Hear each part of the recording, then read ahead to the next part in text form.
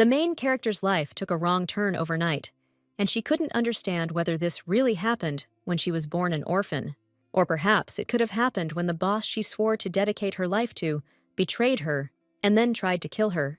Or maybe when the heroine made a wish in the last minutes of her life, which came true, and she was reborn as a child of a noble family right before her death. As soon as the girl woke up, the maids immediately started bustling around her, and the little girl only felt how her body was incredibly burning and screamed in pain. One of the maids took the girl by the hands so that she would feel that someone was next to her and that she was not alone at that moment. Everyone prayed that the baby would hold out a little longer because the doctor was supposed to arrive soon, but it turned out that the girl had very little time. Nobody wanted to help the little girl, and the head maid said she didn't have time at all and asked others to deal with the problem. Even in her delirium, the girl recognized this unpleasant voice, which belonged to a young man who wanted to get rid of the baby as soon as possible. He argued that if she decided to die, she should do it with dignity, and considered the little girl the most annoying girl on earth. As soon as the heroine realized that she was reborn in the family of the man who killed her, she wondered why she was given such a life. The next morning, the girl felt much better, so she immediately left her room to check where she was. Her hair was bright blue, like a clear sky on a sunny day, and her eyes sparkled red like rubies. The maid immediately approached the miss and said that the baby should not move so much, because she had been very ill just recently.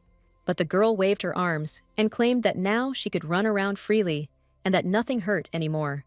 The maid carefully took the girl in her arms and said that she was probably feeling much better now, but she had to be very careful.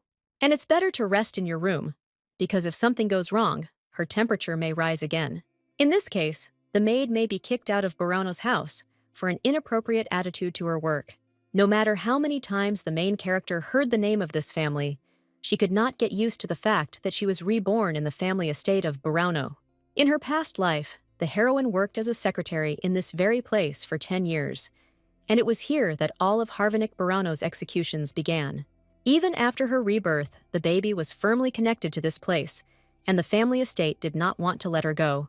The portrait of the late Duke was still hanging, and the title must not have been inherited yet, and the main character returned to the time when she had just got a job as a secretary. The late Duke Raphael's 3 sons were troublemakers, and each of them distinguished themselves by their actions, even at such a young age. Neither of them had a business bent, and at the time, Raphael was having a very difficult time choosing a successor. In the end, Harvanik was the only one who was able to succeed, so he was the one who inherited the title. But as soon as Harvanik became convinced of his power, he began to secretly commit all sorts of atrocities. Among these atrocities, he entrusted his secretary with secret financial papers that she was required to forge. And then the heroine gave it her all, worked without rest, and in the end, the man simply took all the fruits for himself and finished with the secretary forever. In her 10 years of service, his secretary had seen countless people die at the hands of Harvanik, yet she never thought she would die like them, as she was a person raised with the support of the Burano family. Therefore, the heroine believed that if she devoted herself to the family, who knew her value, then one day she would be rewarded, because she worked tirelessly. But now that she thought about her value, it became funny, and in the end, she turned out to be just a disposable tool in the general background. Her previous life ended at a seaside resort, but it was hardly the resort she had dreamed of. It was a quiet place, and the heroine thought she would be able to enjoy the peace. But that also meant that if she screamed and called for help, it was unlikely that anyone would hear her. This made the place an ideal place for murder, so everyone who wanted the heroine dead took advantage of this chance. And even when she was sick in life, even if it meant humility, no one took pity on her and did not leave her a chance. And in the end, she met a lonely end, looking into the dark depths of the cold sea. She had no close friends, no lover, no warm family, and not even a home to return to, so the heroine felt her body gradually cooling down. But she chose a bad person as her boss, so she couldn't complain, because it was her own fault. Now she was reborn into the body of a little girl, and the maid was very happy that the little girl was feeling well. She admitted that she prayed all night for the miss to get well and stop being ill, and fortunately, her prayer was answered. Although the maid was not sure that this had any effect on the girl's recovery, she was still glad to see her healthy. She even promised to bring the most delicious cookies for little Miss, because the girl really deserved it. The maid asked if the little lady would like anything in particular, and hearing about cookies and milk made the heroine feel warm and comfortable. Little Miss was surprised to hear about the maid's offer, because it meant only one thing. And did she really offer her the same menu as for the servants of the Burano house, as a snack after the meal? Be that as it may, the heroine knew that she couldn't take away working people's snacks, so she replied that she didn't feel like eating cookies at all today. The caring maid always made sure that little Miss always had some cookies, so she was ready to give away her last one every time. The little heroine's name was Erin, and the new heroine had heard that she was treated badly by her family, but it seemed like all the rumors were true. Erin Burano was the only daughter of Colony Burano, one of the late Duke's 3 sons. It is said that the girl was never treated properly as the granddaughter of a duke due to the poor relationship between her father and her family, as her father abandoned his family to marry a woman of low birth. The maid's name was Marie, who was responsible for the little Miss and was a very caring girl. The girl realized that she was not like a granddaughter who was being properly cared for, and she had to find out. The heroine was also embarrassed by the fact that there was a relative in her family who hated the girl and considered her annoying. The little Miss remembered very well the young man's rude words and piercing gaze that chilled her heart. Erin was adopted by Harvenik the year the heroine took a job at the estate, and by the time she arrived at the mansion, the heroine had long since died in an accident. There were rumors that it was an attack, but none of the servants really believed the story. Even though his niece was dying of fever, he was still angry, saying that he didn't want to be disturbed. He apparently adopted the girl only in order not to seek the favor of the head of the family, but for him she was so useless and only caused him inconvenience. It was obvious that Harvenik had taken care of Erin, and he was most likely the only one involved in her death. The heroine understood that if everything continued like this, she would be adopted by the Harvenik, without being given the opportunity to act, and then the worst would happen. This man would kill her again. Everything will happen exactly the same as in the previous life, when the heroine was not given the slightest chance to save her life. But this time, she did not want to die at all. There must be some reason why the heroine was reborn as Erin Burano, and this could be a message calling her to atone for the sins of her past life. Life didn't promise to be easy, but little Erin was ready to endure all the difficulties. And even if there are obstacles in her path, she will always fight with all her might to survive. First of all, the heroine decided that now it was necessary to not allow Harvenik to adopt her under any circumstances, so as not to fall into the clutches of a real villain. Erin went to the reading room first, and was almost certain that somewhere here was the very book she needed now. The library was located in a separate building next to the estate, and it was quite large, making one truly feel the power and wealth of the Duke's family. And in other words, it was completely filled with useful information. And the reason why Erin came to this library was only for one thing. She realized that in order to carry out the plan she had carefully devised the night before, she would need some knowledge of magical science. Magical science was a field of study that scientifically studied magical powers. In particular, it focused on creating magical tools using magical stones as raw materials. Through their research, magical scientists have invented many tools that help these periods in everyday life. And only this allowed the empire to develop a rich civilization. But magical instruments required a significant amount of magical stones, the production of which was constantly decreasing. Gradually, magical science became a very expensive field of study, and if people did not have money, they could not even study it. The Burano family was a famous aristocratic family in the empire, so money was not a problem for them. Moreover, magical science is the only thing that interests the man whom little Erin considered as a potential father. She didn't even expect that the family library would contain so many books about magical science. She noticed the table, under which there were stacks of papers, and probably all of this also related to the magical realm. The little heroine was not mistaken, and on the table there really were papers about the imperial magical science with a unified formula. She approached and made sure that the records were related to magical science, but one paper caught her attention. But before she could finish reading, little Erin was interrupted by the voice of a young man who had just come to the library. It was a young man named Jeffrey, and Erin was definitely familiar with this man's face. Jeffrey Burano was the Duke's third son, and was a strange researcher who was known by everyone as a mad magical scientist. He did not communicate with anyone in the main estate and spent all his time in the laboratory, completely absorbed in his research. This strange young man acted as if he had a screw or two missing in his head and was definitely a bit eccentric. But he certainly didn't look like someone who was capable of murder, like Harvanik. So from the first minutes, the little heroine understood that this man could be trusted. The young man asked the little girl to quickly show what she had in her hands and what particular material had caught her attention. Erin started waving the paper around and apologizing that she definitely didn't mean to do that and didn't mean to take anything from the table. Jeffrey said that it was time for the girl to stop hanging around, or better yet, get away from his desk. The little miss meekly walked away from the table where the papers were scattered, because the most important thing, why she came here, was already in her hands. She was upset because she knew Jeffrey was very jealous of his things. And what's more, the young man caught her reading her research journal. Little Miss had tried to be friends with Jeffrey, but now she was sure she should forget about her interest. And now she was just lucky that she hadn't been kicked out yet. Erin was still sitting in the library, watching Jeffrey's actions closely as he was busy with something at his desk. In the materials, she only managed to see written prime numbers and symbols, and was unable to make out anything else. But she was sure that the formula in that diary was definitely the magical calculation formula of the Elfro, which the heroine knew about. Elfro is a magical computational formula that was considered revolutionary in the field of magical science before its reincarnation. With this formula, it became possible to create magical tools using even the smallest amount of magic stones. Although the formula was so complex and difficult, it took a long time to confirm it. As a result, not a single magical instrument was created without this formula, and it found its application.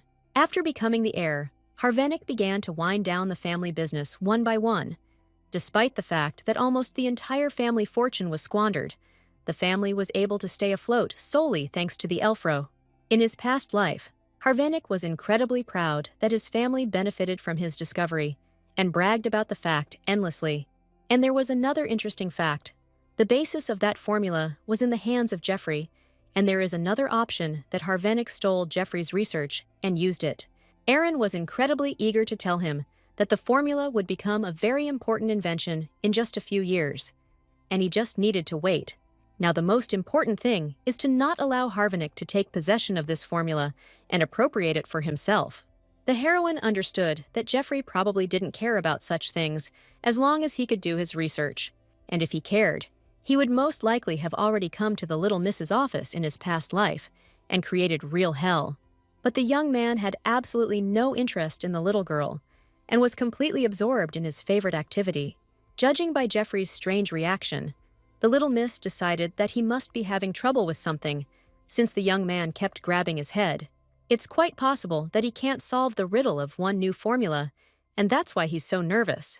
Jeffrey was throwing pieces of paper around with all his might, and when Erin picked up one, she realized that the young man was most likely stuck on solving a formula. She looked closely at the notes and tried to understand what didn't add up. For a long time, Jeffrey had been racking his brains over a solution to one problem, but he still could not come to a single result. Erin was not afraid to approach him and ask him more about what was written on one of his discarded pieces of paper. Jeffrey crumpled the piece of paper, and Erin wanted to say something, but she really didn't want to disturb him while he was working. That's why I tried to watch the hard work from afar, so that I could finally learn something for myself. She approached Jeffrey cautiously and asked him to forgive her for interrupting, but she really wanted him to listen to her. The girl pointed to one of the booms and confidently announced that Jeffrey had made a mistake in his calculations, which is why his data still didn't add up.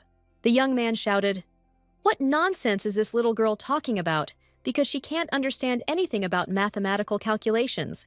Erin saw that Jeffrey suddenly looked but she couldn't understand why he was doing it. She didn't steal anything from the table and tried to interrupt his research with it, but for some reason, the young man was incredibly angry with her. And now, Jeffrey is incredibly angry at Little Miss. Apparently, in reality, she was just trying to help him.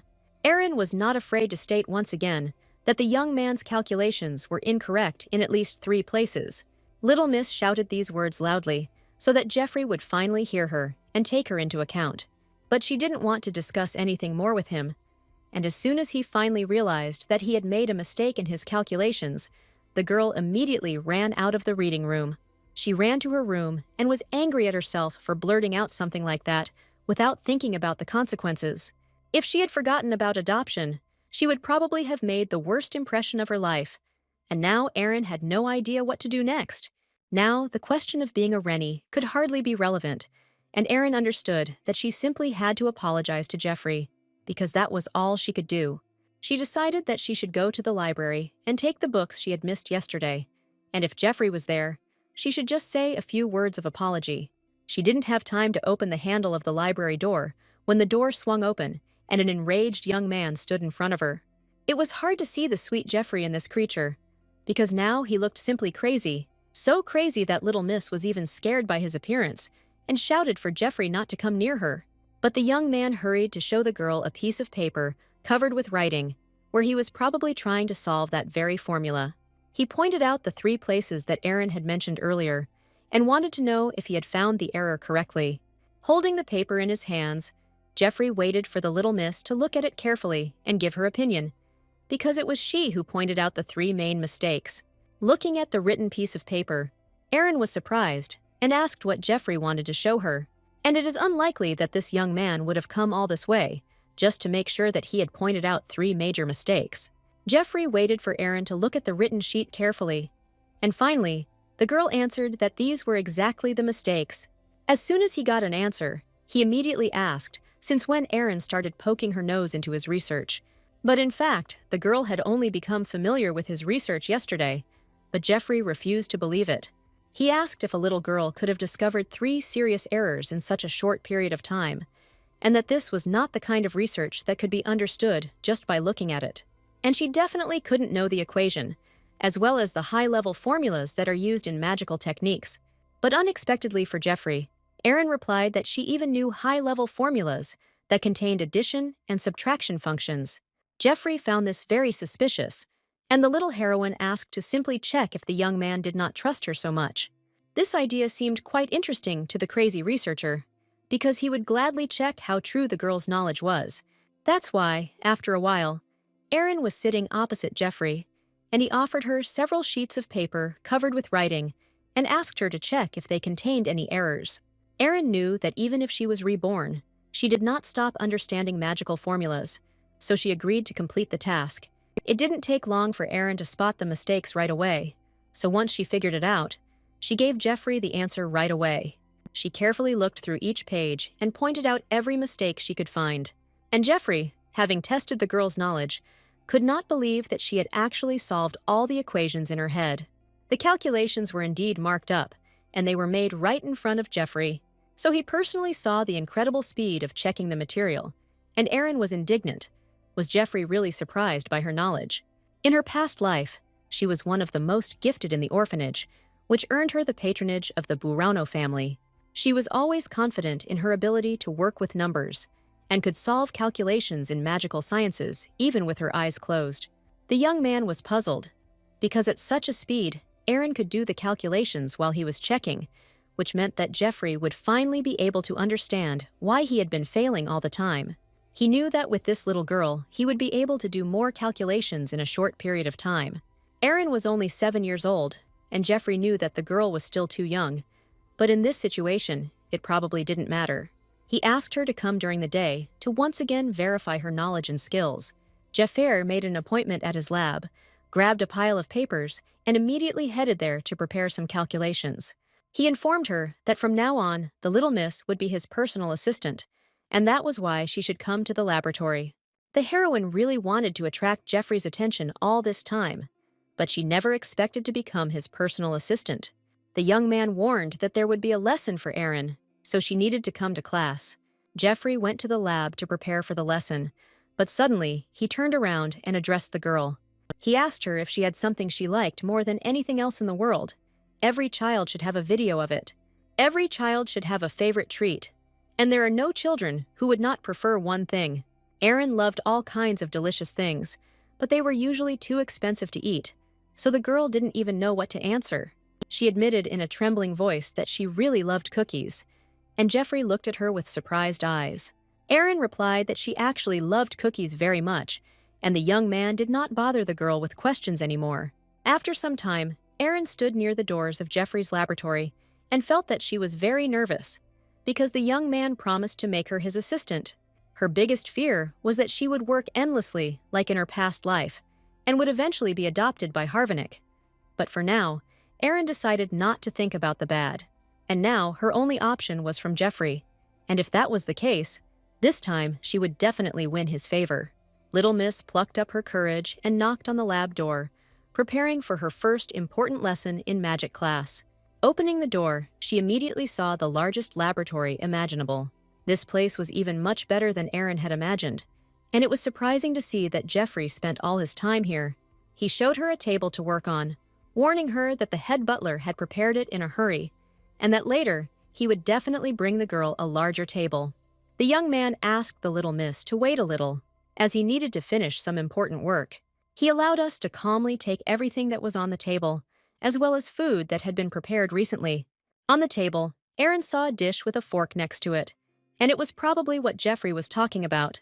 Opening the lid, she realized that Jeffrey had brought her cookies, because she had recently said that she loved this particular treat. But as it turned out, this is not just a cookie, but a delicious sweet treat that was prepared especially for the little miss. On a gilded saucer lay a cookie, next to it a delicious piece of cake with whipped cream and strawberries. When Erin saw the cake, her eyes lit up with joy, and she couldn't wait to try a piece. The girl didn't even immediately believe that this piece of cake was meant for her. But Jeffrey didn't answer any of her questions. With the first bite, she felt the sweetness of the cake spread across her lips, and the cream melted in her mouth. The taste of strawberries added freshness, and Erin couldn't help but smile. She enjoyed her treat and felt like the happiest girl in the world. It was the most delicious cake Erin had ever eaten, and Jeffrey suddenly seemed different to her. Previously, she found the young man gloomy and frightening, but now she only saw that this man was incredibly interested in his business. He was surprised that Erin ate the cake so quickly, but to her, it was the best thing the girl had ever tasted. Erin wouldn't have even noticed that she had whipped cream on her cheeks if Sir Jeffrey hadn't told her about it. Little Miss felt awkward and began to hurriedly wipe her cheeks with a handkerchief from the delicious whipped cream. She admitted that the cake was very tasty, and she was very happy to try such a treat. Jeffrey admitted that Erin could ask him for sweets at any time, and next time, she might not be in such a hurry to eat everything. The young man also promised that if the girl completed the tasks, she would receive a tasty treat. Erin noticed that the young man looked embarrassed, which probably meant that he baked such a delicious cake himself. The young man admitted that he is very picky about food, so he would hardly allow the girl to try something tasteless. The heroine knew that Jeffrey was an incredible genius, but she would never have thought that he also baked amazing cakes. The young man said that it was time to stop chatting about extraneous things and start working on computational formulas. To begin with, he decided to explain to the little miss what needed to be done, so he asked her to follow him. Proceeding to the library, the young man handed Erin a book that he had written himself, being confident that there was no book in the Empire that could surpass it. Jeffrey lent Little Miss a very valuable book, let her know that he does not give books to just anyone and that it must be treated with great care. The young man considered himself an unrivaled genius, and now little Erin was also included in his ranks. Jeffrey explained how sugar helps the brain, and at first, Erin was grateful that Jeffrey called her a genius, but something confused her. Doesn't this mean that the cake we ate earlier was just fuel for the brain? Jeffrey placed stacks of papers on the girl's desk and told her that she also needed to find errors in the materials, as she had done earlier. Erin was outraged that Jeffrey was making her work again, since the first time she simply helped him. Jeffrey promised to make chocolate and apple pie. And after these words, Erin thought, because it is not so difficult to find mistakes. She decided that from that day on, she would work very hard, and every morning she happily ran to her classes with Mr. Jeffrey. Erin thought that magical science would be the perfect bait for Jeffrey, but she didn't expect it to work so well. But now she even became Jeffrey's personal assistant, and it turned out to be better than what she expected. The heroine thought that if she showed interest in the magical field and helped Jeffrey with his research, her attractiveness would increase many times over. And when she reaches the highest level, if she tries a little, then Jeffrey will quite possibly consider the option of adopting her. And then my little miss would spend the rest of her life enjoying luxury in Burano's house, and that was her only goal. Erin was sure that her plan was simply brilliant, and as she was heading to class, she suddenly heard the voices of boys nearby. The girl was just in the main building, where she had previously been forbidden to enter, and on her way, she came across the brothers Avalon and Baemel. Erin expected to run into the boys someday, for they were Harvanik's sons, and the brothers were as rough as ever. She deliberately didn't answer the boys so as not to get into a fight, but it was not clear that they wanted something from the little miss. Apparently, the impudent boys had already pestered Erin's previous heroine more than once. The heroine had to bow and grovel while doing behind-the-scenes work when she worked as a secretary for so long. But now she was on the same level as the boys, so she had absolutely no reason to feel inferior. So Erin proudly replied that she was busy now and suggested that the rude boys talk later. The girls smiled sweetly at her brothers, and one of them didn't like it so much that he thought Erin had gone completely crazy. He came up and poked the little girl in the forehead, saying how dare she talk to them like that, and had the girl really forgotten something in the main house. Erin felt resentment boiling up inside her, but instead of crying, she decided it was time to put an end to this. She shouted menacingly at the boys that they dare not tease her anymore, and would they really like it if she called them names too? Her confidence and determination impressed her brothers, finally making them afraid. But the girl had another trump card, and she knew something about boys that other people could not know. It was something that their mother worried about day and night, while she worked with the secretary, so Erin promised to keep it a secret in exchange for the brothers stopping bothering her. They didn't consider her a younger sister, claiming that the girl was simply smug and had found their weak spot, and they believed that they were ready to buy into it. Since it was impossible to argue with the boys, the heroine decided to simply avoid them until she got into another fight. But one of them blocked the road and said that the girl couldn't just leave, and if she wanted to get out, she had to go through him. Erin was already pretty fed up with the fact that the boys still didn't understand her words and continued to do whatever they wanted. One of the brothers, standing in the middle of the corridor, declared that the girl would never be able to take a step further if she refused to comply with the conditions. The self-confident little miss loudly asked the boy to get out of the way while her mood was still good, and she had no intention of fulfilling his stupid conditions. The boys noticed that the girl was acting strange today because she usually starts crying right away. Today, Erin stood up for her honor and warned one of her brothers that if the Duke found out about his misdeeds, he would clearly punish him. The boy laughed and asked if a little girl dared to threaten him with her own father. The enraged boy grabbed Erin by her pigtails because he no longer wanted to listen to her words. The girl dodged as best she could, but the boy shouted that the girl was behaving too impudently. And is she really going to tell his father everything? Because in reality, she doesn't even have the courage to approach him and tell him the truth. The boy was sure that his grandfather would not care about some little girl. He rudely called Erin an orphan and ordered her to sit quietly and not tell anyone anything, as befits an orphan. But Erin did not want to put up with injustice, and the thick book she was now holding in her hands turned out to be her best assistant in this situation. She hit the boy right on the head with all her might, so that he would finally understand that he couldn't behave in such an indecent manner. Erin didn't see anything special in being an orphan, and she would rather be left without parents than live with such pathetic brothers. The heroine hit one of the boys with such force that a huge bloody red bruise appeared on his forehead. She continued waving the book she had taken forward so that none of the boys would dare to approach her again, and if they did, they would immediately get hit on the head. The second brother was really scared and called the girl completely crazy, looking at how she furiously waved the book from side to side. As soon as one of the brothers realized that a huge bump had grown on his forehead, he immediately harbored a grudge against Erin. He rushed into a fight because a little girl had just dared to hit him, and as a boy he was very angry. Erin tried her best to stand up for herself, and the boy couldn't even overcome the self-confident girl.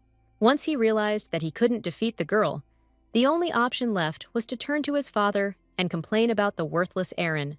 The brothers immediately went to their father to tell him about the impudent girl, but it seemed the man was not very interested in the boys' stories.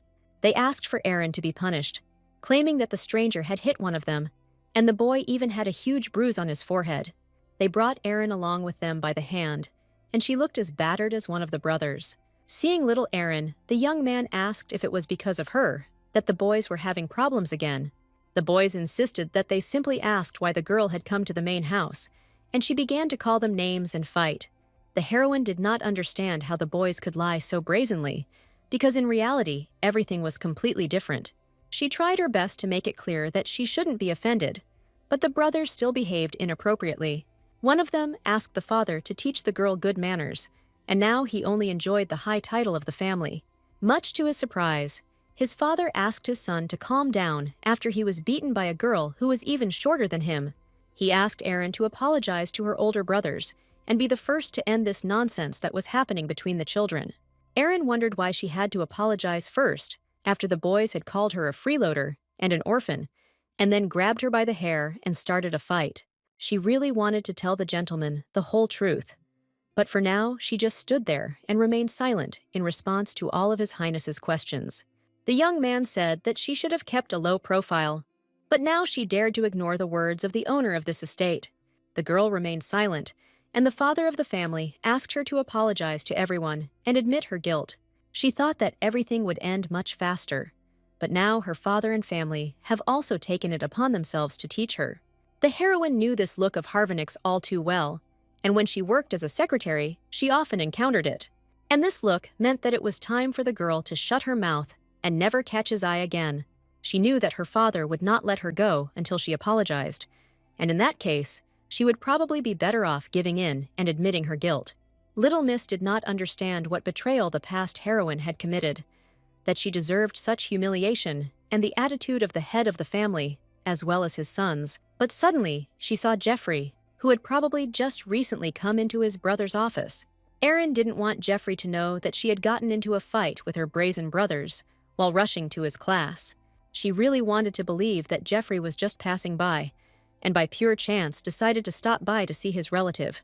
But the young man approached the heroine, saying that she had made a lot of mistakes, and patted her on the head. The brother's father stated that he was raising Aaron, and that Jeffrey should not interfere at all. But Jeffrey could see very well who was really hurt here, and it didn't look like his brother was any more seriously hurt than he appeared. The young man loudly declared that the girl could not be called a victim because she was the one to blame for everything that happened.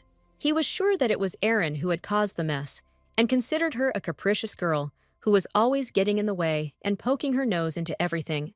He asked Jeffrey how the little wretch dared to hit the legitimate child of the Barano family, and dared to do this to her brother.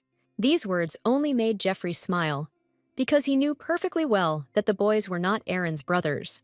Jeffrey replied that a boy who pulled hair and called someone an orphan could not be Aaron's brother. The young man insisted that Jeffrey was carrying a full one, since he clearly also did not see what actually happened. The young man asked the little miss not to pay attention to His Highness, and asked her to go to class, which had already started a long time ago. Aaron followed Jeffrey with great pleasure, and it seemed that this young man was her only salvation among these harsh people. The young man carefully treated the bruise on her cheek, while the little girl stood still and did not move. Jeffrey was very worried that little miss might be in pain because of the bruises, but she assured him that everything was perfectly fine. After treating all of Aaron's scratches and bruises, Jeffrey asked her to be careful from now on. The heroine knew she had to make a really good impression so that Jeffrey would actually consider adoption when the time came, but right now she had made a big mess. Jeffrey knew that after all this chaos, the brothers wouldn't bother her for a while, and that was already good news. Since Jeffrey was nearby, he could clearly hear Aaron boldly calling the boys names. On the one hand, he was very proud of the girl, but on the other hand, he had to tell her that this was really bad. He promised to turn a blind eye to it the first time, but if anything happened in the future, Aaron would definitely tell Jeffrey, since she was now his assistant. Aaron promised that she wouldn't screw it up again next time, looking at the floor with guilty eyes. Jeffrey gave the book to the girl, saying that she had done nothing wrong today, but had simply tried to stand up for herself with self-confidence. So she shouldn't apologize if she's sure she didn't do anything wrong. And after these words, little Aaron stopped worrying so much. She thought that everyone with the last name Barano here was on the same side, but Jeffrey was completely different from the others. And the girl really liked the book that he entrusted to her, because he trusted her enough to lend it to her. She remembered well Jeffrey's words about not giving books away to just anyone, so she treated the book in a special way. It was just a simple sentence, but to Aaron, this book meant much more than just an object. That evening, the maid Marie saw that little Erin's face was bruised, and her clothes were stretched out. Erin knew that if she told Maria the whole truth now, strange rumors would spread. So the girl sheepishly admitted that she had simply fallen, but Marie insisted that little Miss looked as if she had been in a fight. The heroine did not want to tell the whole truth, so she said that Sir Geoffrey treated her wounds himself, and she simply fell. Marie took little Miss by the hands and asked that no matter what happened, she could always tell her the truth and not be afraid of anything. After all, if Erin is honest, Marie will be able to help her as much as she can. Marie was very worried about the girl, but Erin continued to insist that she had actually tripped while running down the stairs. Marie noticed that after that terrible night, when the girl had a high fever, the young miss seemed to have become a different person.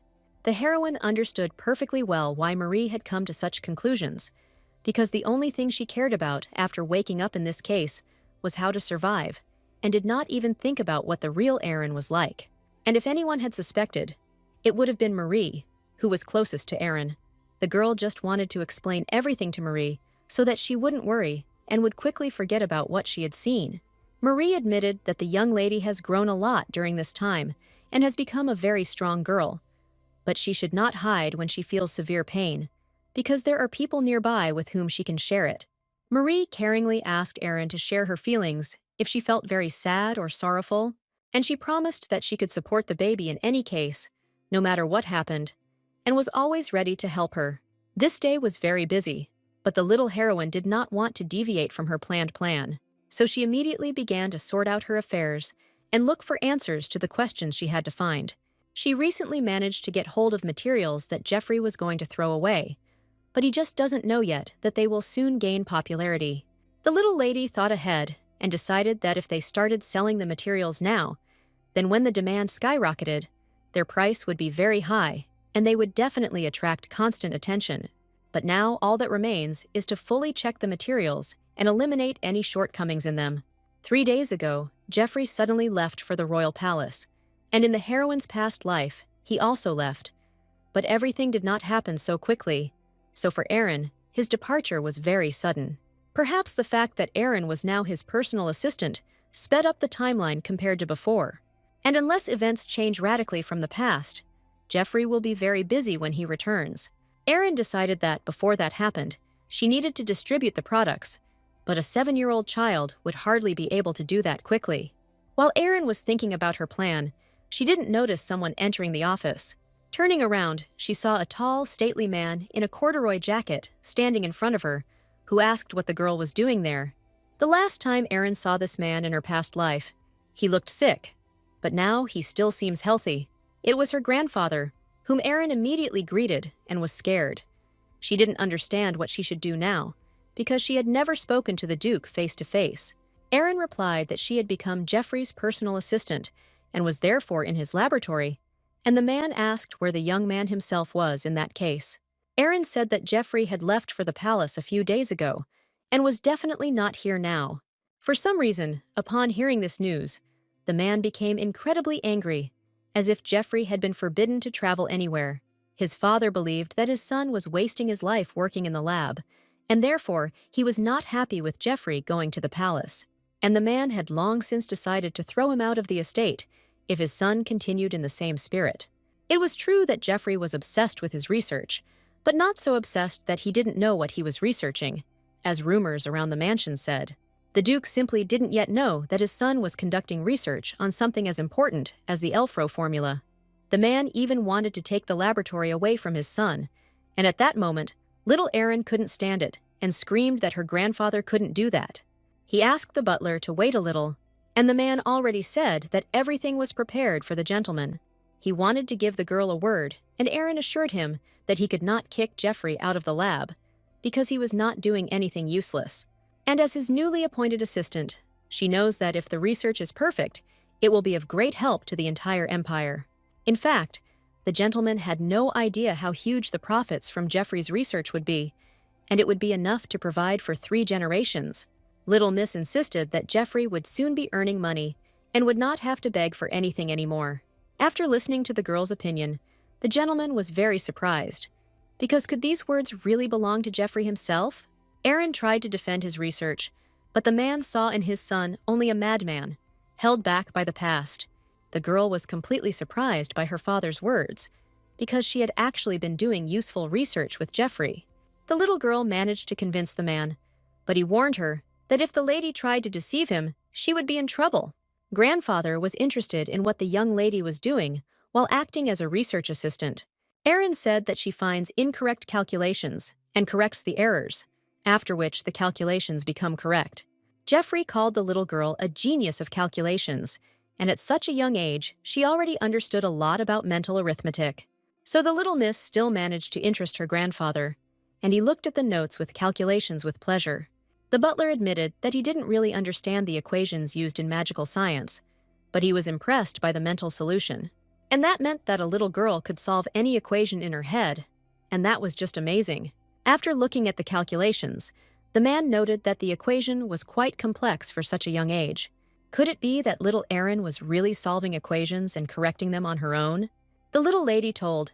Jeffrey explained a little about the laws of magical science, and she figured out the calculations on her own. The grandfather asked what the lady was going to do with such knowledge and whether she planned to use it in the future.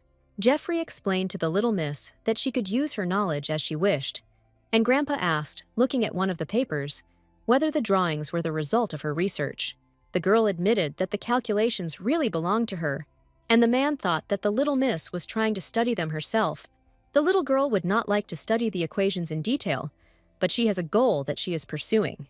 In the future, she would like to create and sell the items depicted in this drawing to benefit the empire.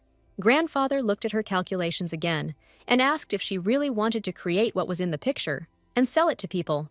The little girl was sure that the objects depicted in this drawing may seem unusual now, but in the future, everyone will want to buy them. And the heroine was sure that even her grandfather would want to buy at least one item because he was already interested in it. Grandpa liked little Miss's zeal for knowledge and wanted to see what would come of it. He asked the girl if she was sure that her items would sell well and that people would actually want to buy them.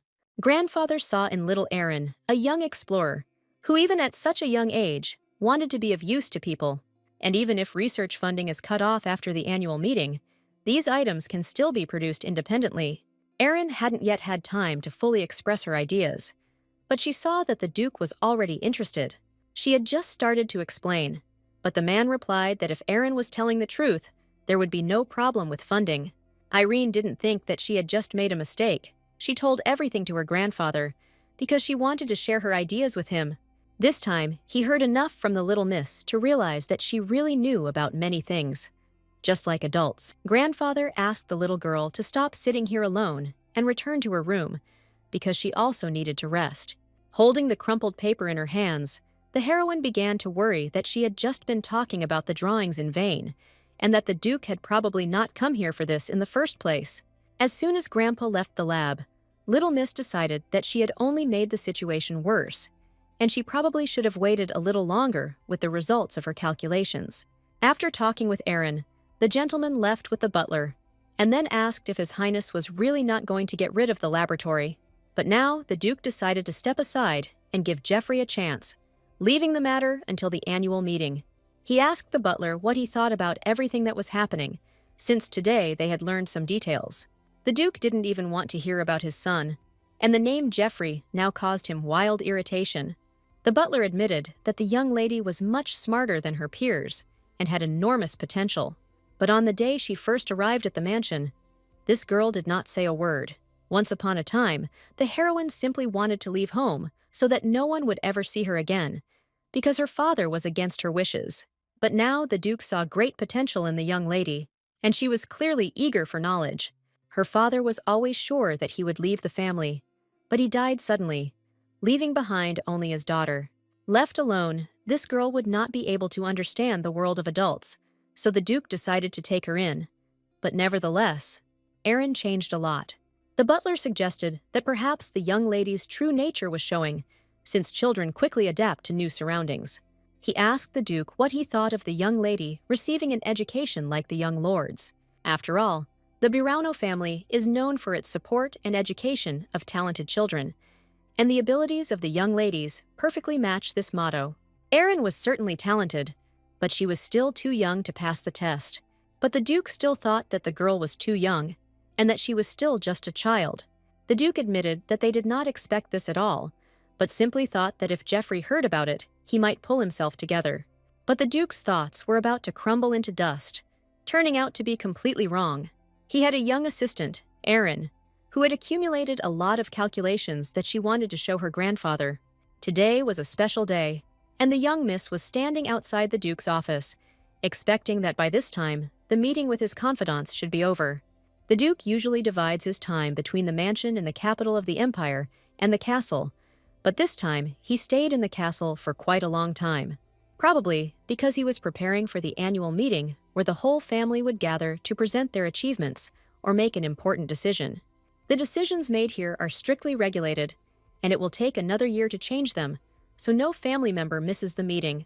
And if all goes as planned, the announcement that Erin will join the Harvenick family will also be made during this meeting. In her past life, during the annual meeting, Erin stayed up all night preparing reports for Harvenick to submit, and she had to leave reports that presented these losers as successful enterprises. And now Erin was even afraid to imagine those times. In comparison, working with Geoffrey seemed comfortable and calm, and there were never any problems with him. So Erin was confident that as Geoffrey's personal assistant, she was doing the best job.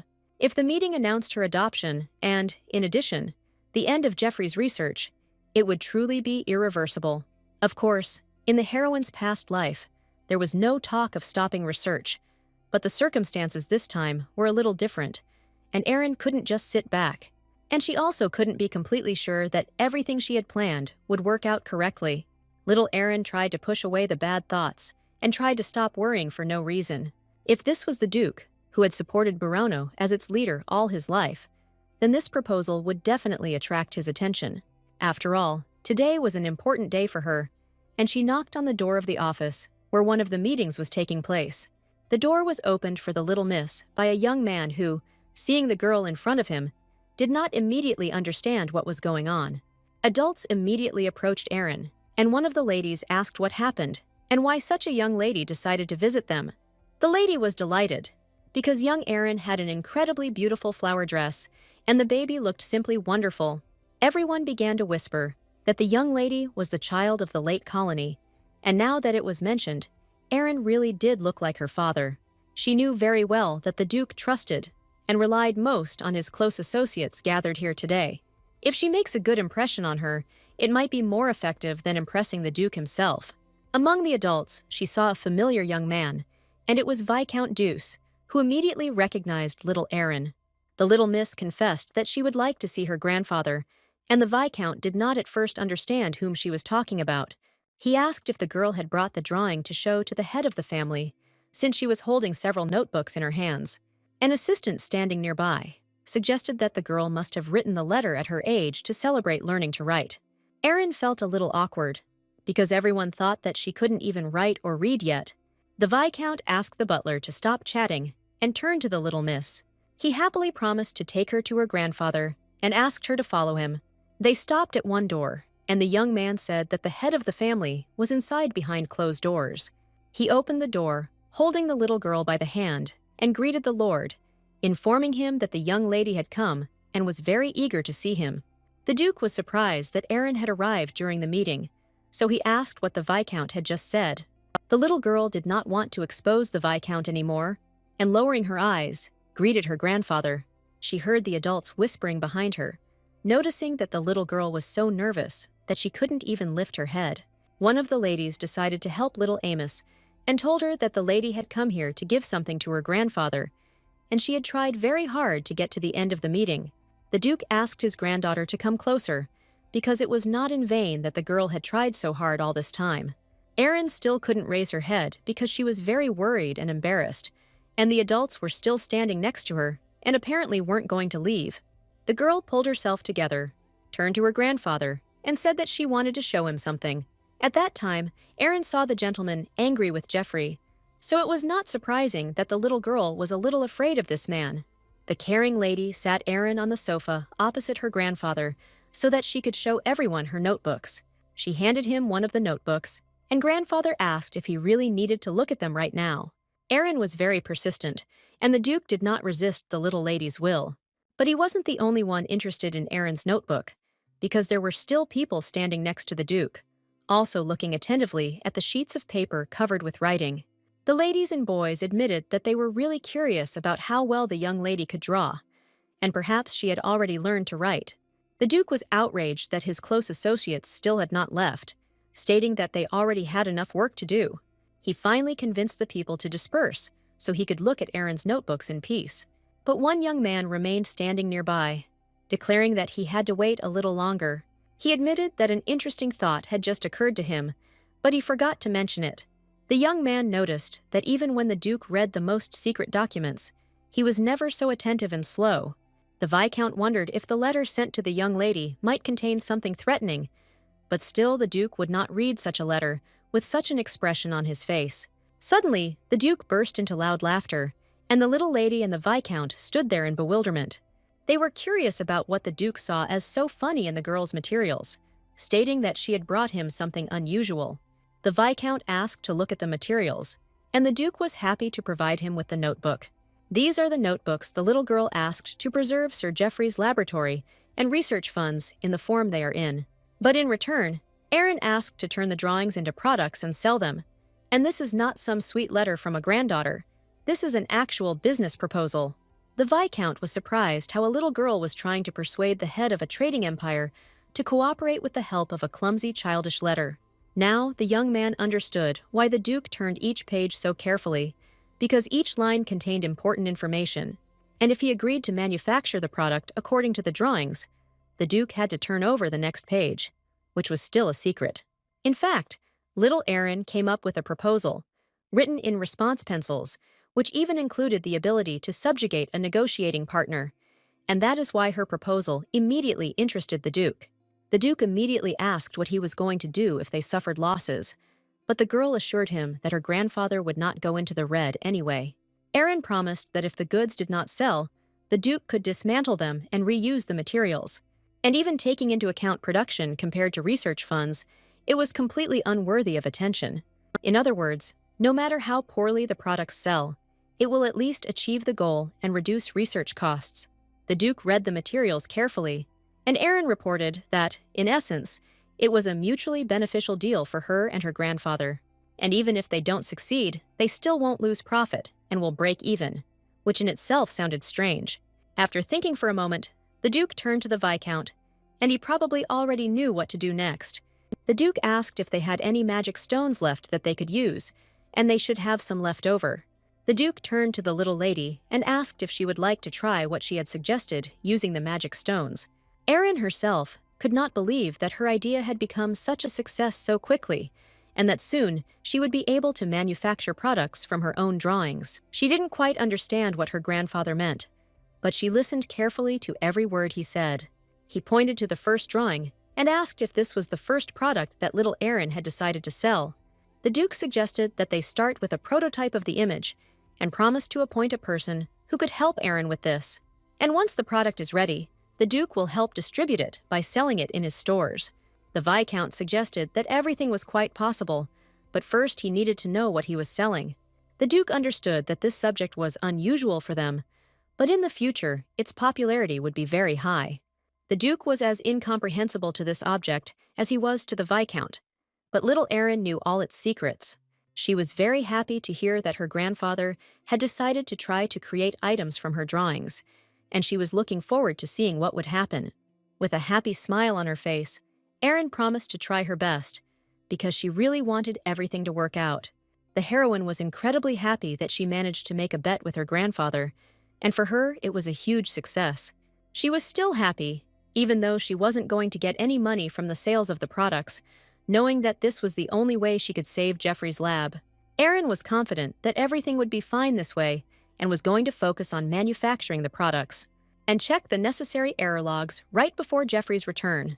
Suddenly, the heroine noticed that she was doing the same thing as yesterday, but today it seemed much more fun to her to do it.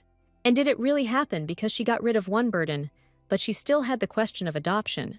A decision on adoption has not yet been made, and the Duke still says he will continue to monitor the matter. But for some reason, it already seemed to Aaron that everything had been decided without her knowledge, and that she was not being told the whole truth. Suddenly, she heard the girl's voice calling out to the young lady, and she was clearly addressing Erin. The little one replied that she was here. Or were you glad that she managed to find little miss? The girl said that she had seen Aaron in the library before. But then, he had not had the opportunity to get to know her properly. This girl's name was Alfana, and she worked here as a librarian. Erin was surprised, because the girl was definitely not the librarian she saw in her past life, working as a secretary in the estate. Erin smiled sweetly and greeted the nice lady, and she must have been here before. The lady said that a certain Jeffrey had come, and she had come to give the books that the young man had ordered. The girl actually brought a stack of books that probably interested Jeffrey. He ordered quite a few books, and Erin was incredibly pleased to see so much new material to study. Alfana said that Jeffrey also left a message for the young lady and asked her to deliver it before leaving. Erin listened carefully to the girl because she was very interested in what message Jeffrey had left her. The lady said in a monotone voice that this time the books were a gift, and if Erin did not want to read them, she could simply put them aside. She repeated Jeffrey's message word for word, and as it turned out, Erin could read all of those books. Having looked closely at such a gift, the girl thought, because in order to simply put them all aside, he bought quite a lot. She noticed that among the books, there were those that were specially intended for the little girl and were appropriate for her age. She felt that she needed to study hard, and Jeffrey made sure of that as well. That first book he lent her was the very first in her education and meant a lot to the little heroine. And now she was happy with every book, because for her, each of them had great value. It was not a quiet evening for young explorer Jeffrey, who cursed the pouring rain that had thwarted his plans. The young man was in the best Imperial Research Laboratory, but everything here seemed absurd to him. After all the research, the only thing they could get were small pieces of magic crystals.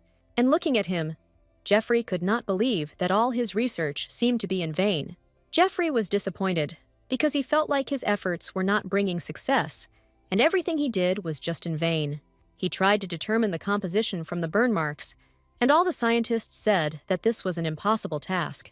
But Jeffrey was sure that there was still some way that he was just not noticing, and they have to figure it out no matter what, because even a 7-year-old child can spot errors in formulas, and the chief researcher just grumbles and does nothing.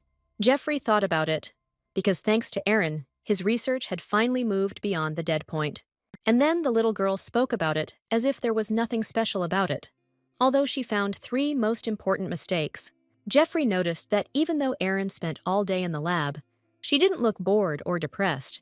Jeffrey knew it was important to lay the foundations, and it would be a good idea to send Erin to an academy or college to get a proper education. But since the girl was still very young, Jeffrey thought that he could first teach her himself before she entered the academy. This idea seemed quite logical to him. For some reason, the education of little Erin played an important role for the young researcher. In fact, Jeffrey always dreamed of a strong and close-knit family, and perhaps he saw in Erin someone like his daughter. Since returning from the Duke's office, Erin had been handling the same amount of work in the past 2 weeks as she had in her previous life.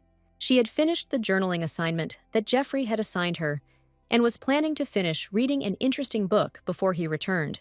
Marie noticed that the girl was constantly busy with something and asked the young lady if she was not going to rest today.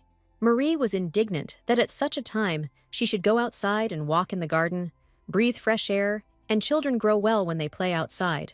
The maid assured that it was definitely time for the girls to get some fresh air, since she was constantly sitting in her room or in the laboratory. And at her age, it is very useful to walk outside and spend a long time in the sun. Erin was only 7 years old, and the heroine knew that if she overdid it again and got sick, she would feel very guilty, so she really should take a little walk. It was a lovely day outside, and the blooming season had arrived, and now that Erin was out in the fresh air, she could smell the pleasant, delicate scent of flowers. She mentally thanked Marie for the fact that the maid had insisted that the girl finally go outside and warm herself in the sun. But I managed to be alone, and in the distance, in a flower arbor, she saw 2 people who were quietly talking about something. It was Harvenik's wife, Soraya Barono, and she was standing next to the man, talking about something. Next to the venerable lady stood a man whom Erin had definitely not seen in this estate before. But the girl managed to see Madame Saria passing something to the gentleman, and there is probably some kind of relationship between them. The little girl was unable to see what exactly the lady was handing over, because it was a small black bag. She only managed to hear words about some enrollments, and the lady promised to take care of the rest. The lady asked if they would really be able to get through no matter what happened, and Aaron had no idea what she was talking about. The man assured that the lady should not doubt him, because everything would work out, regardless of the test results. There was talk about some kind of admission, and probably Saria was negotiating something with this man. Suddenly, she heard a strange rustling noise nearby, and immediately turned around to see if anyone from the family was nearby. She heard Aaron trip and fall nearby, and she clearly noticed that the girl had seen their conversation. The lady was glad that the children were doing well, and confessed to the man that it was all thanks to their dedicated work. The man bowed and replied that it was all thanks to the abilities of their children, and in fact, he had done nothing. The lady asked the man to be careful with such modesty, and was very keen for their deal to take place. She walked up to little Aaron, who was standing nearby, and asked if the girl didn't know that adults should stand up and greet them. She asked how long Aaron had been sitting there, but the little girl replied that she had just been following a butterfly. Aaron pretended that she had not heard their conversation at all, and the lady immediately believed the sweet little girl. The lady did not detain the girl for long, but immediately allowed her to go as soon as she was sure that she had not heard anything. But Aaron had just seen with her own eyes how Harvanik's sons had been bribed into the Imperial Academy. She realized that since the conversation was about admission, the person who spoke to Saria must be Hilberg, who had previously worked as a tutor for the family. I couldn't believe that this man helped the Harvanik brothers with their admission to the academy.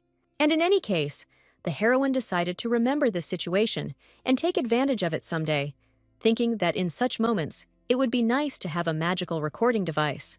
The heroine was leisurely strolling through the flower garden, and on her way, she met a friendly butler. He invited the little miss to go with him to the head of the family's office, wishing the little girl a good morning. He said that his grandfather asked him to specifically find Erin because he really wanted to see her. Erin was happy to go to her grandfather and say good morning, and was very curious to know what the urgency was. The Duke said he called the girl because he decided to conduct an intermediate check, and when she saw the item created according to the drawings, Erin realized that it turned out even better than she expected.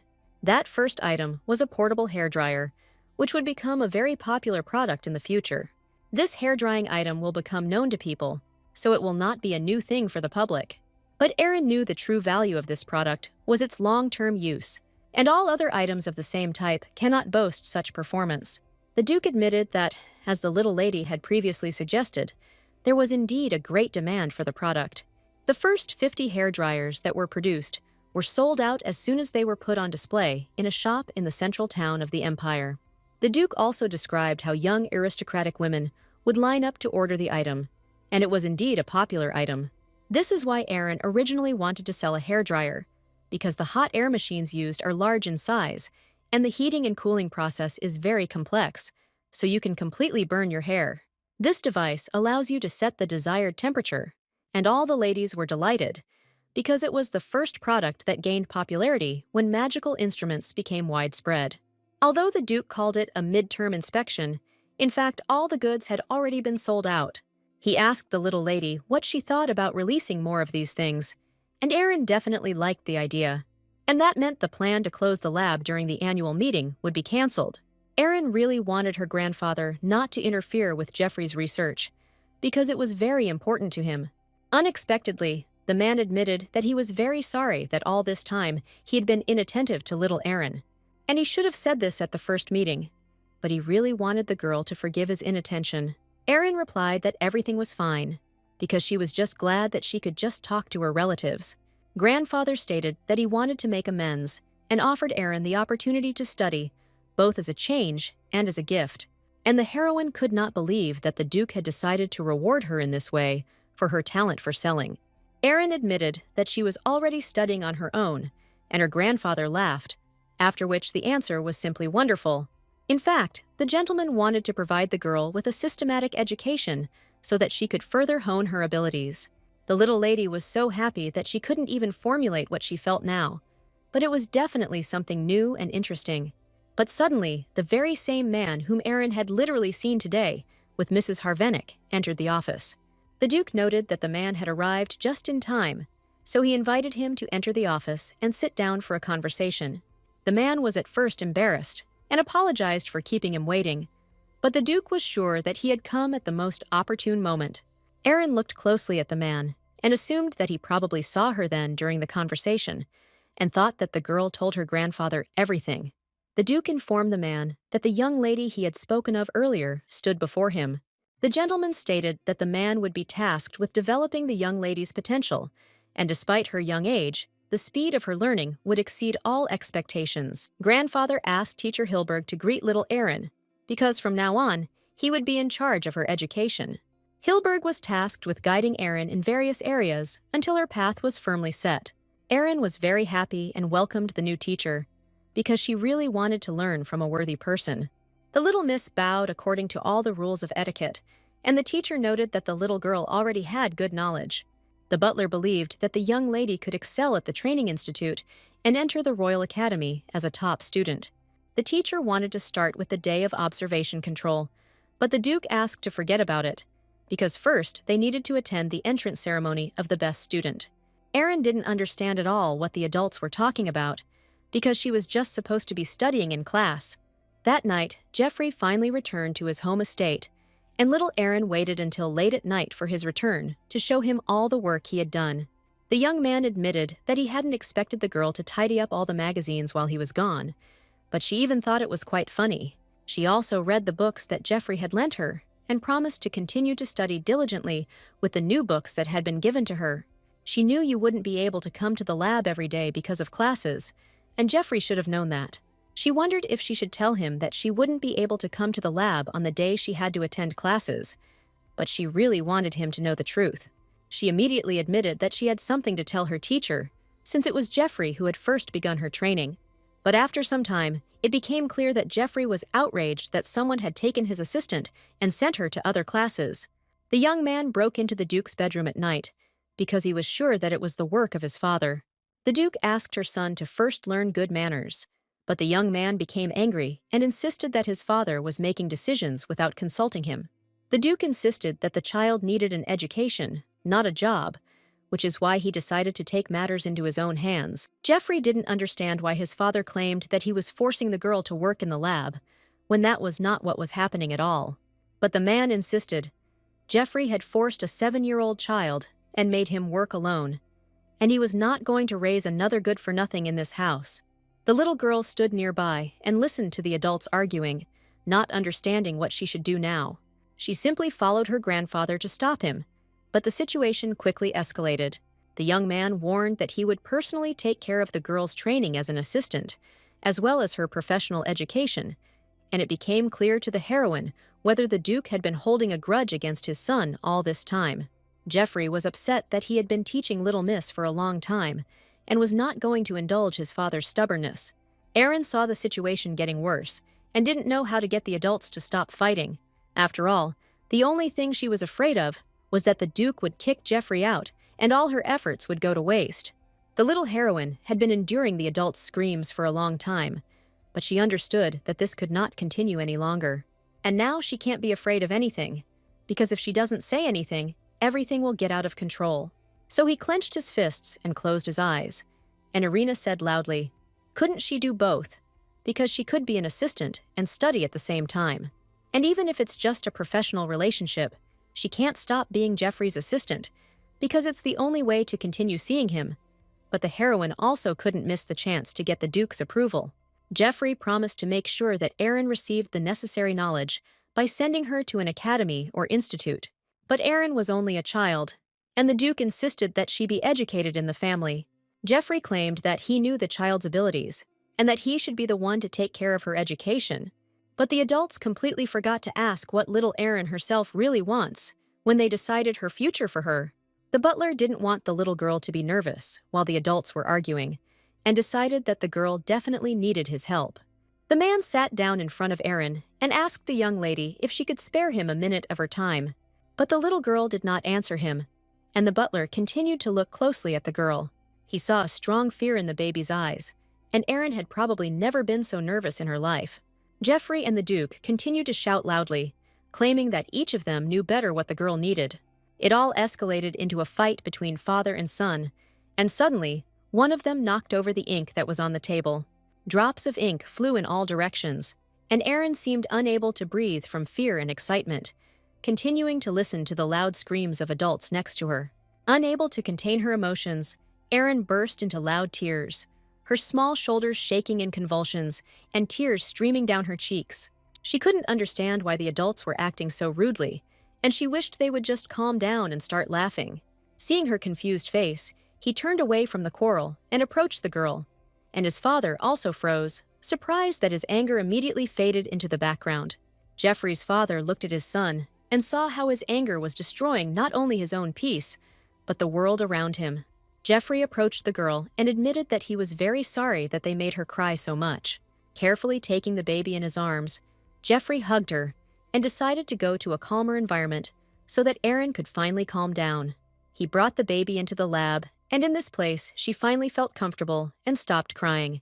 Erin was very worried, because in reality, she didn't want to throw a tantrum in front of adults.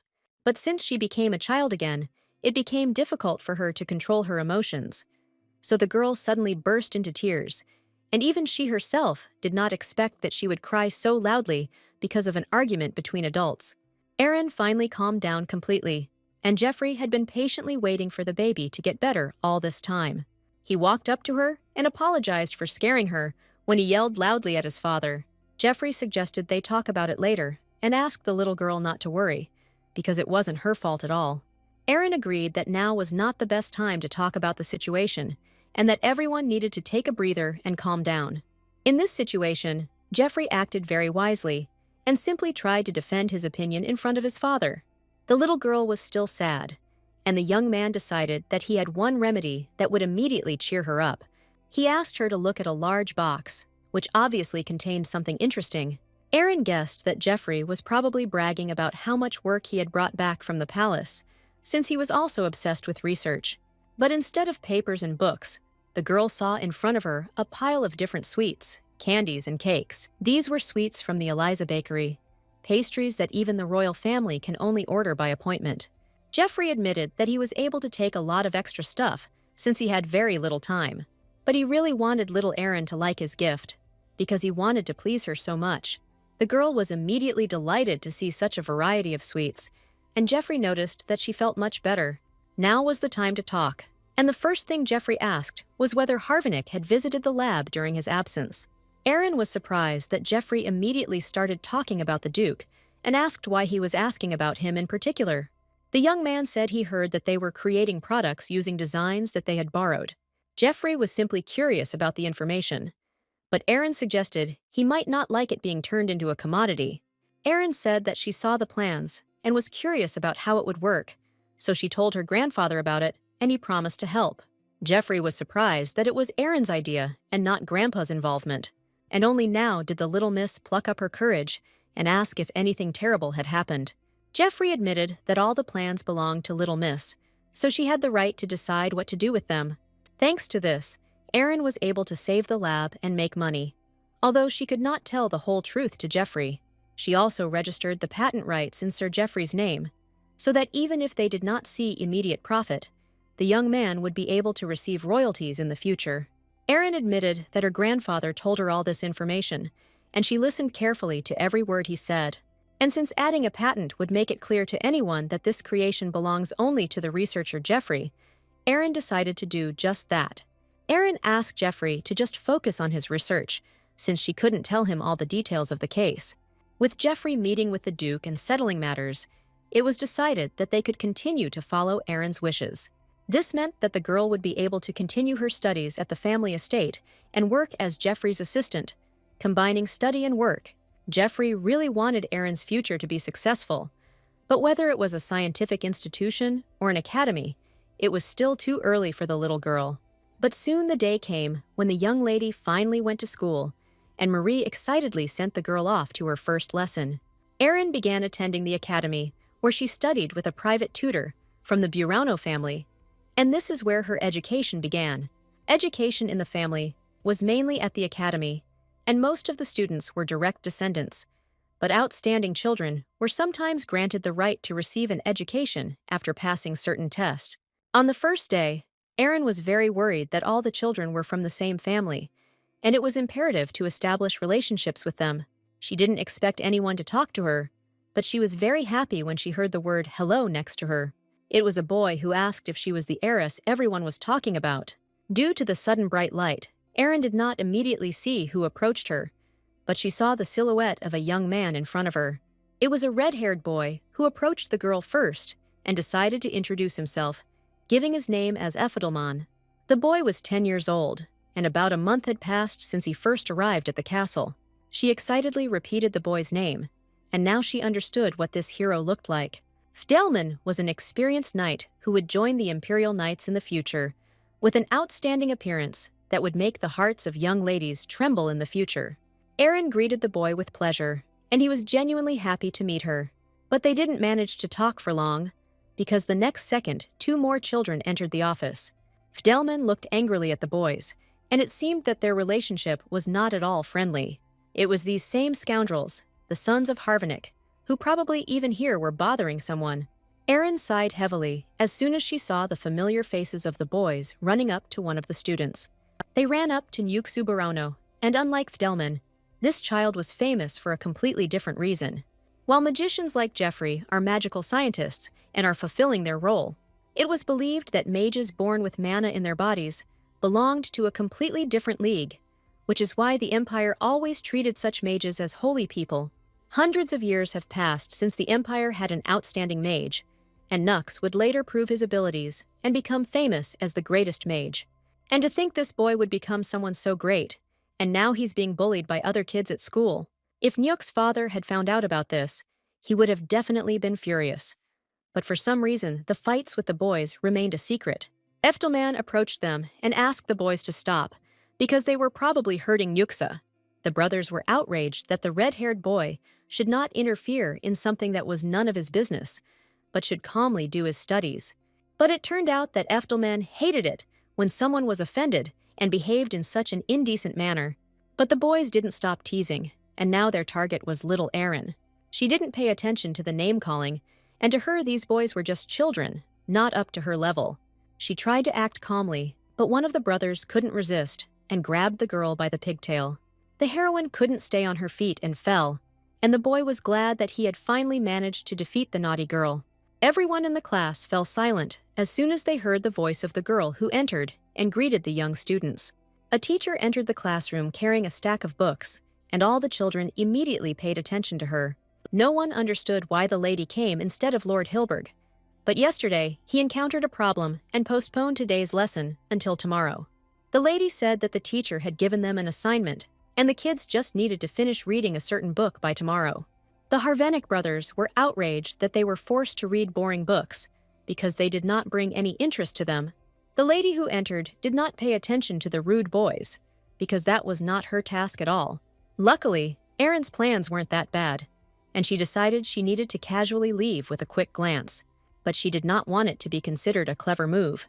But what could a powerless servant say in front of noble children? In the end, whoever can solve this problem will be someone in power or someone with the same last name as the Barano family. The boys knew that they were unlikely to be punished, so they didn't even pay attention to the lady and decided to return to where they had left off. And the frightened Nyux already knew that the boys would now continue to mock and offend him.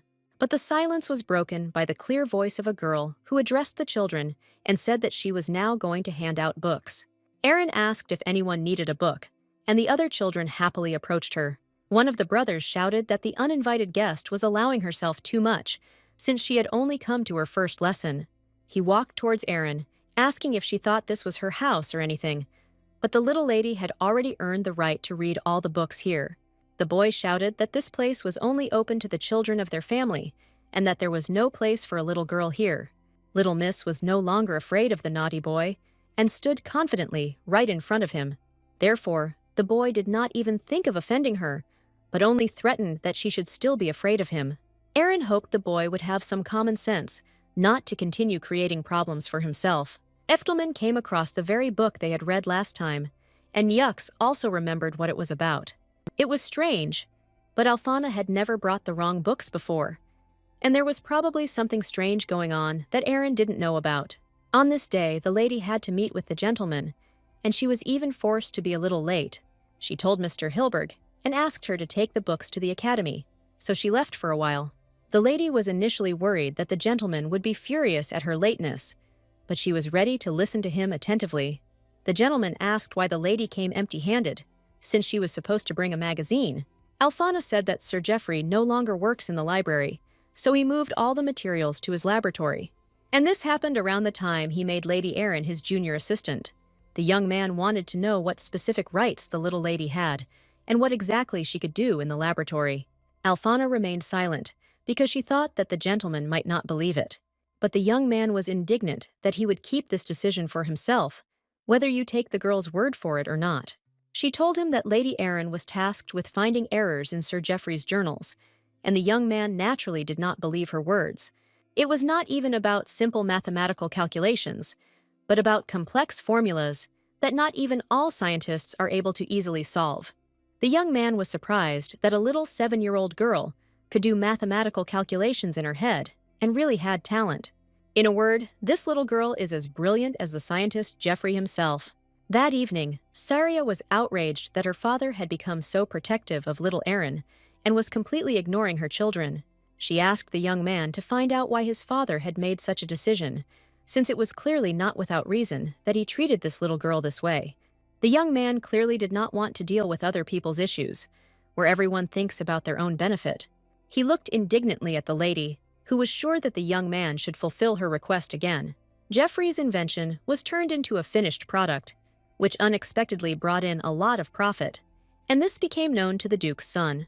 Initially, the young man wanted to take the drawings himself and get ahead of his father, but the little girl was one step ahead of him.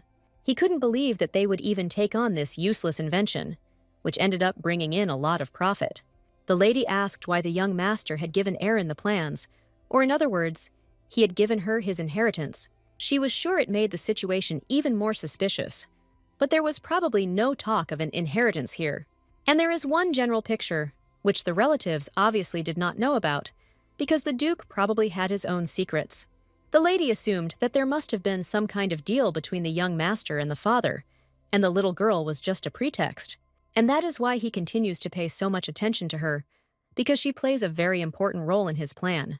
The young man did not want to hear any more about his father and asked the lady to stop, because it seemed to him that he was going crazy from her stupid assumptions. She stopped arguing, feeling a terrible headache from this inappropriate bickering. The lady asked to look closely at the situation they are in now, and perhaps there is something they can do as quickly as possible. And perhaps the young master and father are going to unite, and first of all we need to find out what these people are up to. The boy understood that Erin was quite useful to Geoffrey, but if his father cared about her so much, it probably meant something too. The young master never got anything out of Alphana, whom he asked about Erin. He was confident that he would get at least some information, but all his actions were again useless. Alphana bowed respectfully and was about to leave, but the young man warned her about something. He ordered that a copy of the journal be brought next time, and Alphana must definitely remember this. The young man looked angrily at the frightened lady and said that if she made a mistake, she could lose her job. Coming out of the Duke's son's office, the lady was in great shock, but she certainly did not want to obey him. She was afraid that she had gotten herself into something more tiring than she thought, but now she really wanted to forget about the conversation with the young man as soon as possible. Alphana re-entered the classroom, where the children greeted her and happily asked if they needed any books. The children looked at the teacher with admiration, and everyone noticed that she looked a little sad. Alphana suddenly heard the lady ask where she had been all the time while she was at work.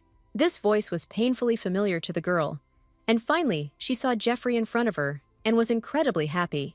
Erin said that they were the ones who asked Sir Geoffrey to bring some books, because the teacher had obviously brought one book that they had already read. The children came specifically to exchange the book that had already been read for its second part, and were there for this very reason. The lady suggested that perhaps Mr. Hilberg wanted to watch the first volume again because of Lady Erin, and thought it needed to be repeated. The teacher addressed the children with the words that they would definitely need to repeat the first volume and reread this interesting book again. Erin suddenly replied that everything was fine, and she had already read all the necessary books. The boys had difficulty reading, and it took them a long time to read a book.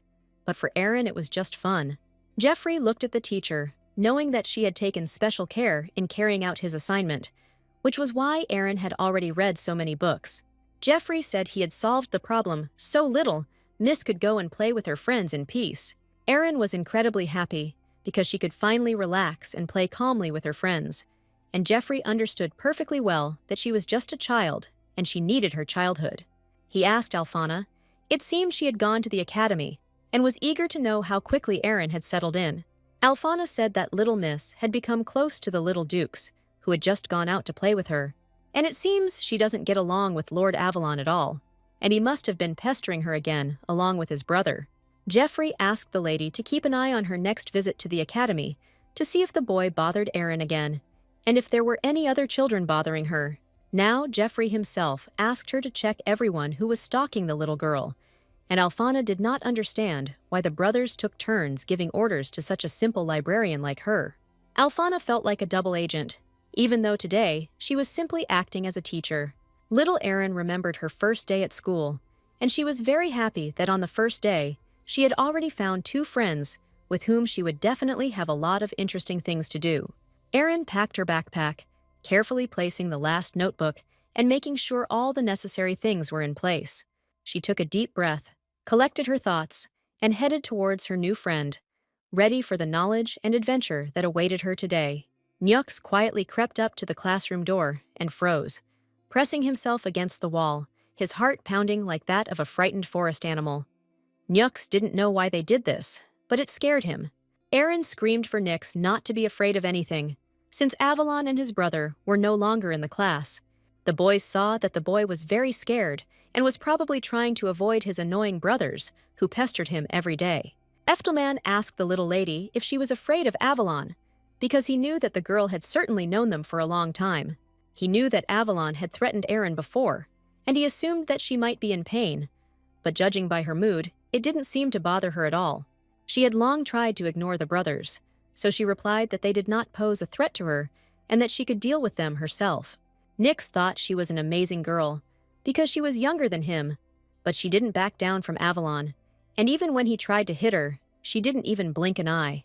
The boy saw Aaron as a little heroine who acted as if she were already quite grown up, and a person who was not afraid of anything at all. Aaron asked why the boy didn't tell his parents that the Harvinick brothers were bullying him, but for some reason, he didn't want to tell them about it. It was probably Nyx's decision to make, and he just didn't want his parents to know.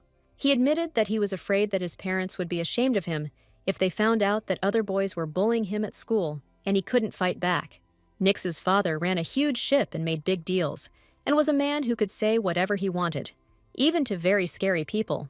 In fact, the boy couldn't even say exactly what he didn't like, and that Avalon dragged him around every day. But he was just afraid that if his father found out, he would probably consider him a disgrace to the family. Aaron listened carefully to the boy and understood his pain, but it wasn't even that she didn't understand his strong feelings. She proudly declared that in that case, she would teach Nyx something useful, so that in the future, the boys would no longer dare to offend him and call him names. She whispered in his ear that Avalon and Bemel were in fact still sleeping in the same bed, and this was accurate, reliable information that was completely true.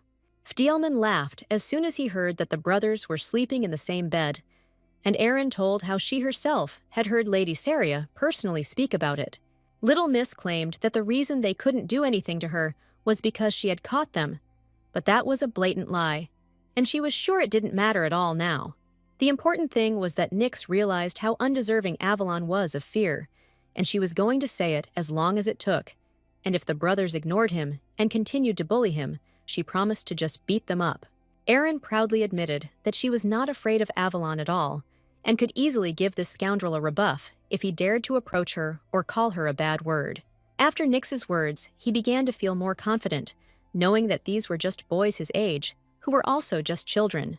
Aaron extended her hand and asked her friend to just hold her hand from now on, and if anything happened, she would always be there to help. Nyux never had any friends, and hearing these words made him feel very happy. And now he knew that despite the difficulties, he had friends who would support him if something went wrong. A red-haired boy also joined the group of friends, who was also determined to stand up for each of them.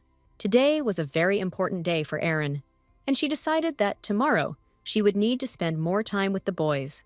She walked calmly down the corridor, humming her favorite melody, but her gaze turned to the window and made the girl stop. Down below, she saw the butler greeting the guests, but none of those who came were familiar to the little miss, and she was definitely seeing these young men for the first time. Having carefully examined each of them, she decided that, apparently, this was their first time in the mansion. Erin didn't understand what was happening and why these people were quickly walking towards the main gate and were about to enter the mansion. It was definitely not the time for people to arrive at the estate, so these guests were definitely unexpected people, and Erin really wanted to know who they were. She saw that they were heading towards the Duke's office, but the little heroine realized that she didn't have the materials ready yet. She needs to get to the Duke as quickly as possible first, so that she can negotiate with him before the guest meets him.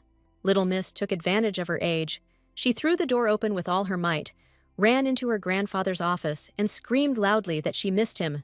But the guests probably arrived faster than she did, and Erin, running into the office, immediately collided with one of the guests. The young man carefully gave his hand to the little girl so that she could stand up and asked if everything was okay with the little lady. The man looked very vulgar, and Erin tried to understand who was in front of her, but she could not remember this hero. She was only a step late and felt awkward as soon as she realized that she had fallen right in front of the guests. She heard a familiar voice and realized that her grandfather was somewhere nearby and that they were calling her name. The heroine saw the Duke sitting in a chair in front of her, who asked the little lady why she was running so fast, since she clearly had nothing urgent. He turned to one of the young men and said that this girl was named Erin, and he had mentioned her before. The Duke said that this girl was probably the same age as the young man's son, Nix. The Duke looked at the girl with concern and asked her to come closer, because she probably wanted to tell him something. He knew that the little girl had just returned from the academy, and she probably already had interesting stories and new friends. The grandfather admitted that if it were up to him, he would talk to the girl right now. But because of the guests who had arrived, she would have to wait outside for a while. Erin suddenly asked if she could listen to the information at the meeting, because she was also interested in the things that were happening within the family. The little girl stamped her feet and raised her hands up, declaring that she also wanted to see how her grandfather worked, and promised that she would not disturb anyone and would sit quietly at the meeting. The Viscount informed the Duke that the little lady would probably also like to listen, and that it could be a good experience for her, and perhaps the boy would even come up with a good idea. He winked at Erin and was sure that he was completely right, and the little lady really did want to attend the meeting. The Duke asked the guests if they would mind if little Erin stayed with them at the meeting, but those present were only too happy. Everyone noticed that the little lady loved her grandfather very much, but Harvinick said that he would not mind, as long as she was not too noisy and annoying. Erin understood that the young man was simply showing how much he didn't like all this, and in fact, she wasn't at all interested in his opinion. If it were up to her, she would never let Harvinick do whatever he wanted, and the heroine simply couldn't ignore the fact that the young man was getting away with everything so easily. The man that Harvinick brought with him was a man named Trunette, and the reason Erin remembered his name was because he had once deceived Harvinick horribly. The damage done to the Barano family at that time was quite significant, and it became an unforgettable event that shocked all members of the family. The money that should have been Erin's entirely now belonged to the Duke, since she had reluctantly given it up, and it was the first money from the sale of goods. The heroine couldn't believe that now the money she earned was completely stolen by this swindler, and she simply couldn't allow the family to suffer because of a huge trading guild. So Erin was determined that no matter what happened, she would make sure that this deal never happened. The meeting itself with the guests soon began, and the Duke admitted that he had been informed in advance that the guests were connected with a certain trade guild, which he knew about. The man smiled sarcastically and replied that he was the head of the trade guild and gave his name, and it was not by chance that he came to the Duke himself after a successful sale. The Felpak Trade Guild specializes in international maritime trade, and the guild trades exclusively in expensive luxury goods. Key items include antique works of art, handcrafted leather goods, and rare tapestries. The guild leader asked the Duke if he had probably heard of such goods, since rare art pieces were quite popular among the nobility. The butler brought a chair for little Erin, so that she wouldn't get tired of standing during the meeting, and the heroine only now realized how long everything had dragged on and how the adult conversations were making her desperately sleepy. The Duke immediately understood what the guild leader meant by cooperation, and he turned to the guest to express his opinion. The gentleman immediately understood that the merchant wanted to import luxury goods and distribute them throughout the empire. One of the young men said that from what he had heard so far, the guild seemed to be able to handle this on their own without much trouble. TrueNet stated that since the guild flourished outside the empire, they were not familiar with its inner workings, and they would very much like to cooperate with the Duke. And besides, the man admitted that they would be grateful for help in transporting imported goods, because the Duke could be of incredible help to them. Harvanik did not understand that if they were to be involved in transporting goods, then what kind of contribution the guild would make to the development of the empire. The young man said that he was simply curious about this information, but the Duke asked the Count to watch his tone. The talk was about trading in exclusive antique goods, and Harvanik was sure that this was an important and specialized business, since luxury goods were popular among aristocrats. The Viscount asked the guests present to calm down, because they had not gathered there to quarrel, and they needed to resolve important issues. The young man was sure that luxury items were difficult to manage and involved interaction with numerous noble houses, requiring careful distribution. Harvanik stated that the guildmaster had certainly reached the point where they had to raise their standards and were willing to take some risks in order to reap greater profits in the future. Everyone expected that the Duke himself, who had been silent all this time and listened to the opinions of the guests, would speak on this matter. The head of the trade guild understood the Duke's concerns, but asked him to trust him, because who would dare to distribute counterfeits against the most powerful guild in the empire? All this time, the heroine listened attentively to what the adults were talking about, and some interesting plans were already forming in her head, that he decided to further discuss this assumption in the guild and call the guests later to provide them with ready-made information. The Duke said that the proposal would be approved in any case, and Harvanik would receive a final answer before the departure of the head of the trade guild. As soon as the conversation with the gentleman was finished, the head of the dukedom left, followed by Harvanik, who promised to calmly talk to his father again about the contract. The man replied that he did not at all think that this deal would fall through, because he understood that Harvanik was the Duke's eldest son. The Duke clearly would not reconsider the case that his eldest son was promoting, learning at a significant cost of already registered goods. The head of the guild could not wait forever. The young man asked if the man had offered to put up a deposit to ensure the success of the deal, but he only replied that this could probably make the situation more clear for both sides. The head of the merchant guild put forward the amount he wanted as collateral, and as it turned out, he needed about 10 million gold. Harvanik was shocked by the offer and could not believe that the man actually voiced such a large sum, but he assured that the luxury items would have a high collateral, and Harvanik needed to prepare it as soon as possible. Harvanik knew he had missed the opportunity to sell the project to Jeffrey. If this continued, he would not have a single project left after the annual meeting, and if he backed down now, his reputation would be completely destroyed. Erin was once again examining the materials in Jeffrey's lab, and this time, some notes caught her attention. She knew that by now, the guild leader would probably start to raise the issue of bail.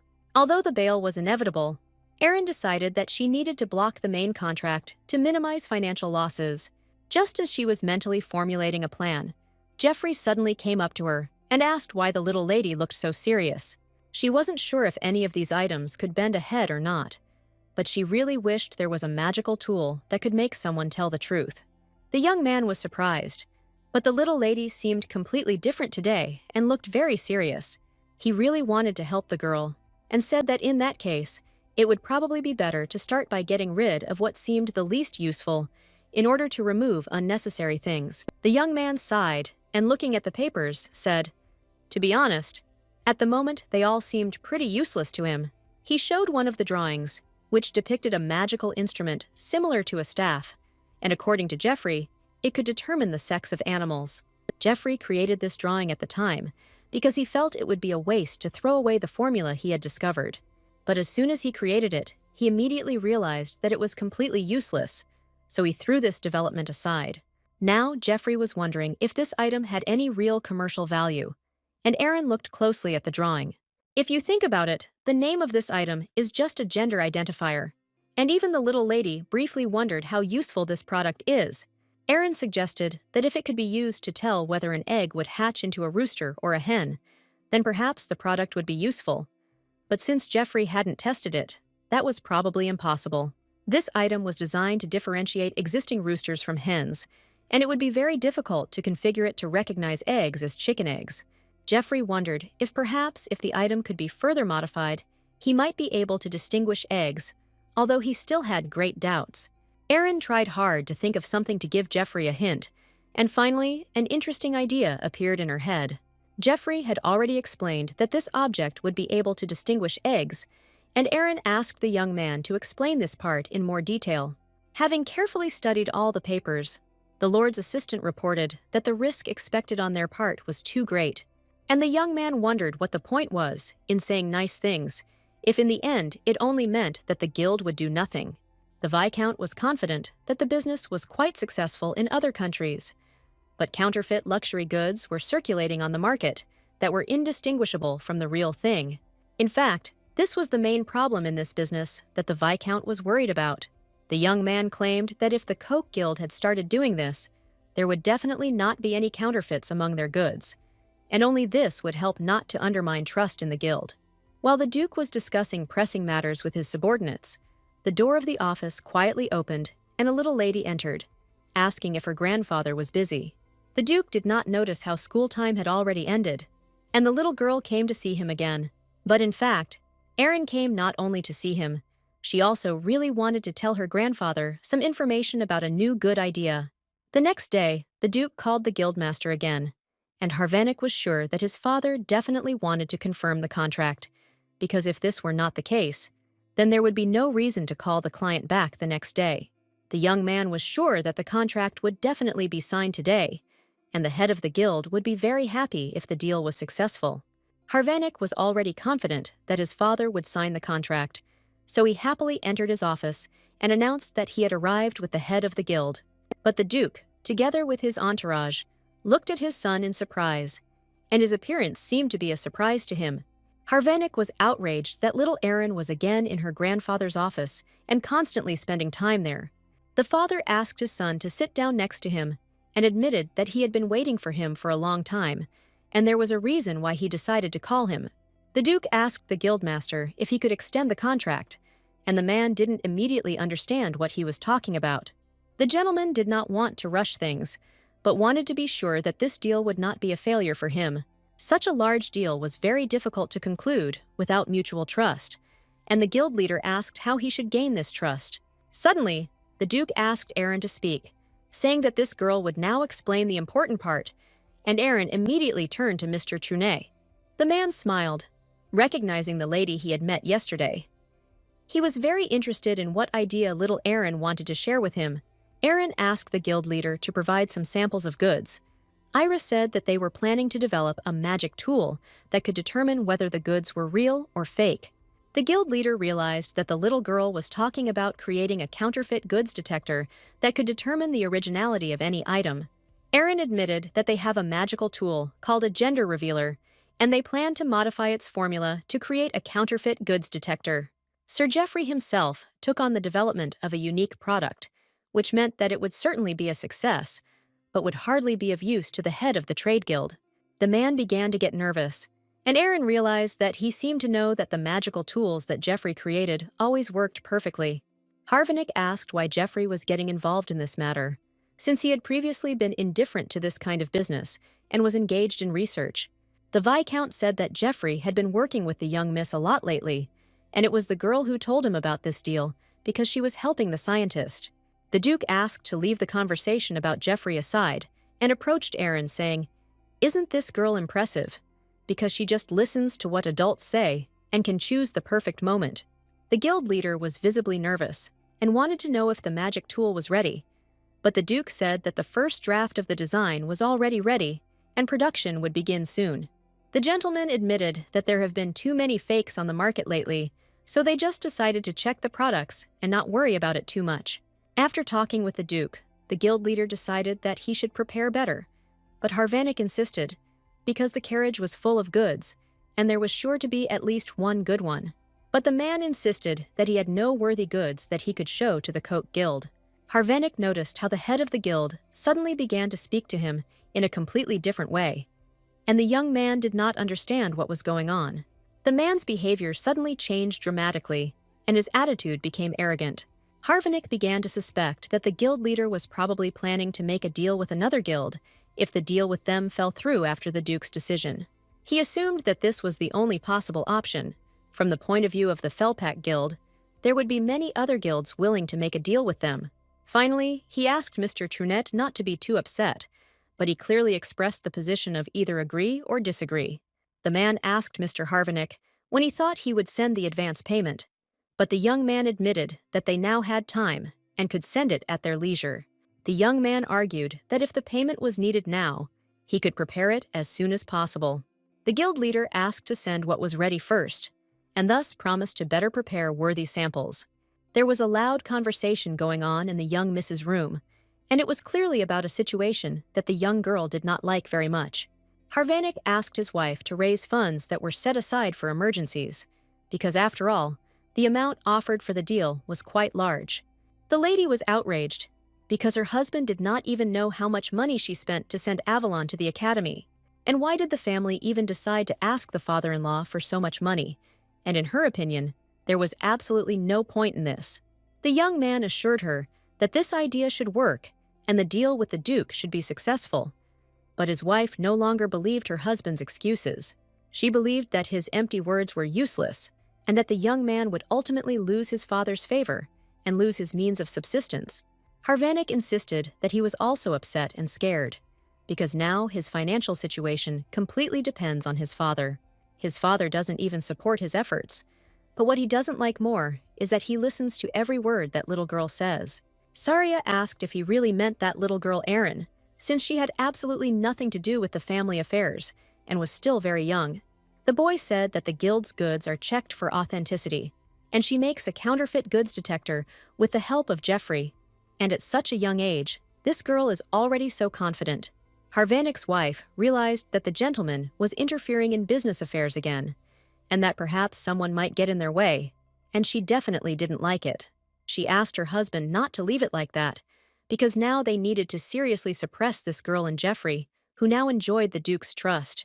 She meant that they needed to somehow separate Jeffrey and the little girl, because when they were together, their work was done much faster. Saria thought about it and confidently stated that they probably needed to prepare, and in the future, they would have to take the child away from the master so that they would no longer have the opportunity to see each other. A pleased Erin rushed to Jeffrey to tell him that her grandfather had approved the creation of counterfeit detectors, which was great news. Jeffrey stroked the little girl's head and admitted that he was very glad, because the discussion went well, judging by the happy face of the young lady. He promised to bring a treat later and asked the little girl to sit on the table to tell him how the discussion with her grandfather had gone. The heroine cheerfully climbed onto the chair and was about to tell Jeffrey the whole truth, but Jeffrey seemed not at all interested. Erin noticed this and immediately asked if Jeffrey wasn't interested in what she was going to do with the counterfeit detector. But while this magical instrument satisfied the little lady's curiosity, it was of no importance to Jeffrey at all. Since the heroine took on this without asking for prior permission, she was afraid that Jeffrey would be very upset again, but he probably didn't care. Erin had a very difficult time understanding Jeffrey, and she really wanted him to really trust her. Erin said that she is eager to learn what Professor Hilberg will teach her and is eager for classes to begin. But Jeffrey asked her to simply take it as a way to relax and unwind, and he was absolutely right, because the connections the girl established with her students were much more important to her than the classes themselves. Once the teacher returns, the students who missed their independent preparation will also return, and Erin must think about which children she should interact with. But the little lady still needed to keep track of how much profit they had made from the additional production of magic tools, and it was necessary to check the journal today. As soon as she thought about all the things to do, the little girl wanted to scream and cry loudly, and the next minute, she herself did not notice how loudly she burst into tears. She apologized to Jeffrey, but at her age it was completely normal, and every child can show their feelings. Jeffrey noticed that the little lady was probably tired and sent her to rest for a while, which made her very nervous. Erin felt full of energy, ready to run around all day, but for some reason, her energy was draining too quickly. And for her, daytime naps were a waste of time. As soon as her head hit the pillow, Erin knew that this was the best decision she could have made. While the baby was sleeping soundly in bed, the Duke entered the laboratory and addressed his son Jeffrey. He came to him to discuss something important and asked Jeffrey to talk about it in his office. Erin immediately woke up because she clearly heard her grandfather's voice in her dream and realized that he had just arrived. She was very interested to know what the Duke wanted to talk about with Jeffrey, and for some reason, her grandfather asked where Erin was. The young man stated that if the Duke had come to talk to Erin, then she was sleeping now, and he probably needed to return later, but the father had some business with his son. Jeffrey asked to get straight to the point, because he never had time for idle chatter. Erin was angry that Jeffrey was always so rude, because they could quarrel with their father again, and it would be better for her to pretend that she was awake. But as soon as Erin moved, she heard unexpected words about adoption. The Duke was planning to make the formal announcement of the adoption at the annual meeting, and immediately decided to warn Jeffrey about it. He came specifically to tell her about one reason, and Erin really hoped that Jeffrey was also going to become her guardian. The master thought that Jeffrey would be worried and that Erin would interfere with his duties, but he asked his son not to worry, promising that this would not happen. The heroine listened attentively to every word and understood that at that moment, all her plans were collapsing. Grandpa didn't come to ask Jeffrey to adopt Erin, and that's probably all he wanted to tell his son. The young man walked towards the research table and asked his father to give him time to take care of Erin, as he had already spoken about it earlier. Everyone understood perfectly well that Erin needed a family at this stage of her life, and they could not allow her to live forever in the mansion as an ordinary guest. The gentleman asked if Jeffrey really cared about Erin, then why he took the offer of her adoption that way, and had already thought about some relatives on the side branch. But for some reason, he postponed his decision, and something did not allow him to do it. If we consider relatives in a direct line, then it would most likely be Jeffrey's brother, Harvanik, who hates little Erin the most. Jeffrey wondered if his father was considering letting Harvanik adopt the baby, while ordering him to take care of the child. Jeffrey stated that his father never considered that maintaining the current situation might be the best way to protect the child, rather than giving her up for adoption to Harvanik. But suddenly, father asked if Erin were Viola. Would Jeffrey be able to say the things he had just personally said? Hearing about a girl named Viola, the heroine wondered if she was Jeffrey's daughter, but she heard that the girl and his wife died in an explosion several years ago. The gentleman assured that if Jeffrey was going to take care of the girl, he would clearly not just say that he was taking responsibility. And in fact, Jeffrey simply transfers memories of Vioi onto Erin, without observing his responsibility for the child at all. Jeffrey was indignant. It was entirely his father's assumption, but he was sure that everything he said was true. Everyone in the mansion knew that Burano's third son had locked himself in his laboratory, clinging to the memories of his dead wife and daughter. And he was sure it was even worse to see Jeffrey playing with a child about the same age as his daughter. This couldn't be, and the little girl became afraid that everything she had worked for had suddenly turned out to be in vain. Now she knew about the adoption, and it became clear that Jeffrey was unlikely to become her guardian. Irene pretended to have just woken up, and Grandpa realized that probably the loud talking and noise had woken up the little lady. The heroine wondered if the Duke had come because of the counterfeit goods detector. He must have been curious to see how things were going. Erin could immediately see that Jeffrey looked very upset, and was probably hurt by the Duke's words. Jeffrey often looked depressed after talking to his father, because usually he did not want to listen to his opinion, but forced him to do as he wanted. The Duke sighed heavily, and the tense atmosphere between him and his son still remained. Little Miss asked why Grandpa was sighing so heavily when things were going so well for them. The little girl asked if her grandfather was really that tired, but then he smiled and sweetly replied that he was completely fine. The Duke was incredibly pleased that Erin was the only one who cared about him, and was always genuinely interested in how he was feeling. The venerable gentleman had always been a good grandfather to Erin, and she felt she could tell him the whole truth. Therefore, the girl excitedly asked if she really needed to leave the laboratory in the future, since she was not stupid at all and understood everything. The Duke realized that Erin had apparently heard their conversation with her son in a dream, and told them that they were not going to send the girl away by adoption and really wanted her to be able to stay with them as long as possible. He asked the little girl not to worry, and whoever adopted her, she would always be able to come to the lab. But for the heroine, it was not about visiting the lab at all. She knew she couldn't tell her grandfather directly that the Harvanik brothers were bullying her, and before he heard them, Harvanik would probably kill her. The Duke asked if the little girl didn't like Harvanik as a father, and she tried to hint at it somehow. She couldn't directly say that she didn't like him, but only she knew the true reason that in the future, Harvanik would decide to kill her. Now she told her grandfather that the brothers don't like her and never miss an opportunity to do mischief. The Duke knew that the brothers were indeed very naughty boys, and this was nothing new to him. So he asked how about staying with Jeffrey, who would probably also agree to adopt the girl. Irene happily stated that she really enjoyed being with Jeffrey because he gave her books and brought her treats every day. But in reality, Aaron and Jeffrey had a sincere and kind relationship, and it was he who always supported the girl when she was having a hard time. Jeffrey always stood up for the little lady, even if he was sure that she was to blame for what happened. He always supported Aaron when she was treated unfairly, and in those moments she felt warm inside, like in the sun. But his father's words about Jeffrey using Aaron were deeply etched into the young man's soul.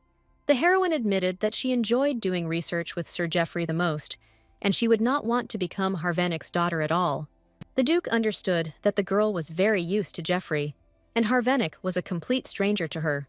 The Duke was very worried about the girl's fate and asked her to trust him, promising to find her a place where Aaron would be most comfortable. Aaron really wanted to be allowed to stay with Geoffrey, but unfortunately, she had no say in the matter. After that, peaceful everyday life continued for several more days, but the Duke had not appeared since he began looking for a place for Aaron, and Professor Hilberg had not yet returned. During classes, Aaron spent most of her time with her new friends, and as soon as the break began, the boys immediately began looking for their friend. Efdelman found her next to a huge spreading tree and asked what she was doing there. The girl said that she was studying one book, but for the boys it seemed very difficult. It was a book about how to run a business, and even those words seemed too difficult for the boys, and they hadn't even read the book yet. Nyuk said that his father also read this book, and he remembered it very well, because he reread it several times. This book must be very good, because even Nyuk's father had heard about it and read it more than once. The boy admitted that Aaron would probably get along with his father, since they have a lot of common interests. Aaron asked if he meant Sir Modali, and she only knew about his father by hearsay. In her past life, the heroine hardly spoke to this young man, but it seems that he is easy to communicate with, and they could definitely get along.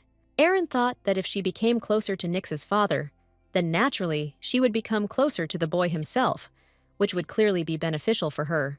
Aaron smiled and replied that she would really like to meet her father and Nyx, because if they were friends, she would be able to play with Nyx himself more often. The boy was incredibly happy because he also really wanted his father and Aaron to become friends. The heroine noticed that Nyx seemed to be in a good mood, and probably the brothers did not approach him today.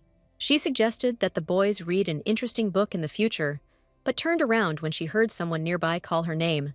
A few minutes later, the little girl was heading to her grandfather's office, who asked how the little lady's training was going. Aaron said that she had just been at the academy and then went to the lab and worked hard helping Jeffrey. The heroine noticed the Duke's desk, on which lay a pile of papers, and probably the grandfather was also working. Since the annual meeting was just around the corner, the Duke was probably very busy, but he still found time to call Aaron, and he was probably going to tell her about the adoption. But the Duke had not called her for this at all, and had told her about a gift that he would like to give the girl, since she had been helping her grandfather a lot lately. The lab's maintenance was only beneficial to Jeffrey, so the Duke wanted to give her what she really wanted. Aaron wondered if saying she wanted Jeffrey to adopt her might sound too pushy, or asking for jewelry that might come in handy someday. The heroine acted wisely and asked the Duke to give her a certificate for the fulfillment of one wish. The wish certificate would only grant one wish, no matter when the little heroine wished for it, and Grandpa guessed that Aaron probably couldn't think of anything. She admitted that nothing at all came to her mind, and the Duke liked her honesty more than ever. He smiled and replied that he was waiting patiently with her to see what the little lady wished for, and promised to make sure to fulfill her wishes in the future. The little lady confessed that her grandfather was the best grandfather in the world, but their conversation was interrupted by someone. The butler reported that the task that had been entrusted to him had been successfully completed, and he had come to report this to the Duke. The gentleman asked the girl to wait for him a little, and she happily stayed in the office while the grandfather was solving important matters. While the Duke was away, Erin noticed the papers that lay on his desk and became interested in a certain report. She found the ledger of a bankrupt mine that was previously under Harvanic's control. The heroine remembered that they changed the numbers to make the mine's income look good. But in reality, everything turned out differently, and the mine suffered huge losses. Although Harvanik had already sent an advance payment to the guildmaster, Erin was confident that something could be done to stop this now. And perhaps Erin will be able to use the ledger to prevent Harvanik from adopting her. The Chadwick mine was a diamond mine that Harvanik hastily acquired to cover a business deficit. But the mine produced neither diamonds nor coal, and eventually became one of the biggest losing enterprises. Harvanik, who had seen nothing but losses throughout the year, decided to falsify the books of account to avoid exposing his father. In her past life as a secretary, the heroine's first task was to properly understand this primitive account book. Of course, in a past life, Harvanik advised the heroine not to pay attention to this, and she, fearing that she would be fired, desperately tried to sort out the papers. Harvanik probably knew that the Duke was too busy with the annual meeting and planned to get away with it by forging all the documents. There would be no punishment for Harvanik, and the heroine understood that it would obviously happen too late. Now she needs to find hard evidence before the annual meeting to make sure everyone at the meeting knows Harvanik is unfit to be a parent. To do this, Erin needs to find a real ledger, not a fake one, but the heroine had no idea where it could be. She didn't even know where her approximate location might be, and now she was desperately trying to figure out where she might be. She suddenly remembered that when she worked as a secretary, she had seen papers in the account book and probably knew where they were. The heroine remembered that the book was definitely in the estate, and this book, apparently, was a secret. She was sure that there was a secret account book that certain family members were allowed to use. This book, which Harvanik wrote and kept personally, and if Erin can pin it down on the Duke at the annual meeting, it will tell the whole truth about Harvanik. While Erin was thinking about her plan of action, it was already evening, and her grandfather was waiting for him along with the butler. They came specifically for the baby to go have dinner together, because it was high time for the girls to have something to eat. Erin thought she could go to her room, but the Duke suddenly invited his granddaughter to have dinner together. Erin had never been offered lunch or dinner with family members before, and this news was unexpected for her, because she had the opportunity to dine with the Duke himself. Erin and her grandfather walked down the spacious marble corridor to the dining room. On the way, they came across Harvanik, who immediately turned to the Duke as soon as he saw his father. The young man was not alone, but his wife was standing next to him, and Erin found this rather strange. The girl immediately suspected that Harvanik and his wife looked too deceptive, as if they were plotting something. She didn't understand why her grandfather invited her to dinner, but Harvanik also came with them along with his wife. Saria smiled and admitted that it was unusual for her father to invite them to dinner, so they came early and specifically gave notice of his arrival. She looked at little Erin with a haughty gaze, but the heroine never trusted this lady. Saria assumed that the Duke would come alone, but was supposedly very happy as soon as she saw Erin with him. The Duke replied that the girl was simply with him, and he felt awkward sending her back to her room alone, so he decided to take her with him to dinner. But he still has urgent business to discuss today, so they will call the brothers another time. Erin was upset that the Duke was still considering adoption, and this news was too sad for her. For the little lady, this news was rather bad, because she did not yet have a fully prepared plan. But at that moment, Sir Geoffrey appeared just in time and asked what his father was discussing with Harvanik and his wife. Erin was very happy when she saw Sir Geoffrey, and she seemed to feel much better, because she felt a strong support from him. Harvanik was indignant, claiming that he had called the young man a long time ago, but for some reason he had only come now. Geoffrey asked his brother not to worry about it, and stated that if the assistant had not come, he would never have come here either. The Duke was indignant that the brothers quarreled every time they met, while a frightened Erin walked behind him. She assumed that Geoffrey had probably come because of her, to discuss the adoption issue. As it turned out, there were more than just the Duke and Erin at this dinner. and these people probably had an important decision to make. The little girl sat down at the dinner table, but felt so nervous that she couldn't even hold a spoon with her trembling hand. But also, if she picks at the food, her grandfather might not like it. But the cooks tried and cooked.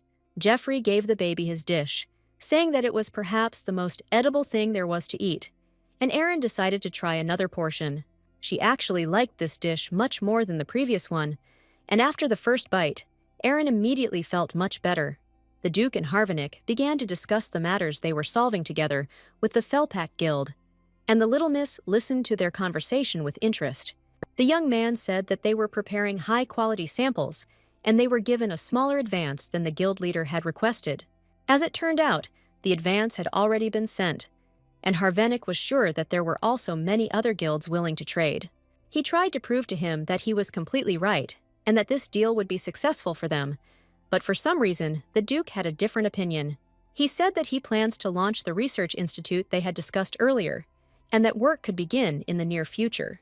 The Duke argued that the creation of such an institution was premature at this time, but his son did not want to listen to him at all. The young man said that they would also be able to take her as a student if such an institute were created in the near future. Harvenick heard that little Aaron was doing simple calculations under the guidance of Jeffrey, and the presence of the institute would allow them to quickly establish direct production of products. The first thing the Duke decided to do was to settle the issues with the child's accommodation, and opening an institute was a good idea in the near future. The Duke had said he planned to find foster parents for the arena at this year's annual meeting, and this was the first time Harvenick had heard he had decided to do so. Hearing her grandfather's words, Erin was very scared, because after the annual meeting, she would probably go to live with another family. But suddenly, he said that he would like Harvenick and his wife to become candidates for the role of her parents.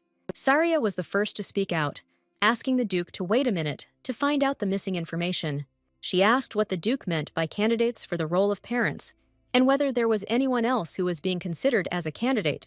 The Duke was going to give recommendations for one family from the direct and collateral lines, and this was the main condition. However, if Erin is sent to the sideline, she will no longer be able to live in the Duke's castle. Therefore, the gentleman admitted that he would prefer that the direct line adopt Erin, so that the girl could remain to live with them. Harvenick seemed to be just waiting for his father to talk about it, and replied that it would be a great honor for them, and they could not refuse such a blessing. Although Erin was sure that her grandfather had said that he would choose the place where he would be most comfortable, and if it came to that, she might have to use her desire to refuse. The Duke planned to recommend the Modali family as a sideline, and the person in question was Nix's father. Hearing the Modali family, everyone looked at the gentleman in surprise, and clearly no one expected to hear this surname here. Modali was a key member of the Merchant Guild and was deeply trusted, so the Duke thought that this young man would be a reliable choice. The whole family was positive about the adoption, and the Modali family was already aware of everything. Moreover, Modali's son is about the same age as Erin, and he was incredibly happy about his friend joining his family. Harvenick was angry when he heard the news, and Saria tried to figure out if there was any special reason for bringing in candidates and making the adoption decision at the annual meeting. She stated that the Duke wanted the adoption to be direct, but she believed that it was better to leave it to them and stabilize Erin's position in the family as soon as possible. Saria was sure that it would be even better for the young master for research purposes if they quickly took Erin into their care. The lady tried to insist that the girl should be given to them immediately, but the Duke asked her not to rush to conclusions. The gentleman confidently replied that he had never seen this comrade participate in family affairs, and probably one could not expect the correct opinion from him now. Jeffrey remained silent all this time, because he wanted to know what his father's true intentions really were.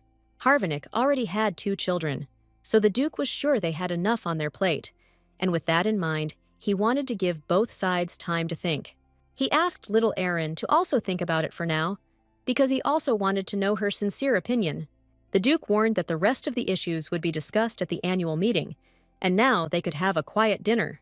It seemed that the only one who really cared about the girl's fate was Jeffrey, so now the young man was more upset than ever. He and Erin were under pressure from their families, but they each wanted the best for each other. That evening after dinner, Erin was extremely angry, because things had reached a point she had not expected. If Erin moves to the Modali family, she will have a great ally in Nyx, but the girl is worried about the model's constant arguments with Harvinick, and this means that she will continue to quarrel with her brothers. But given Nyx's father's significant contribution to the current merchant guild, it's likely that the little lady will emerge victorious. The Duke had probably offered a pretty good alternative, and Erin was considering all the positive aspects of being adopted by this man. Modali was a responsible and firm leader, but she had no idea what he was like as a father.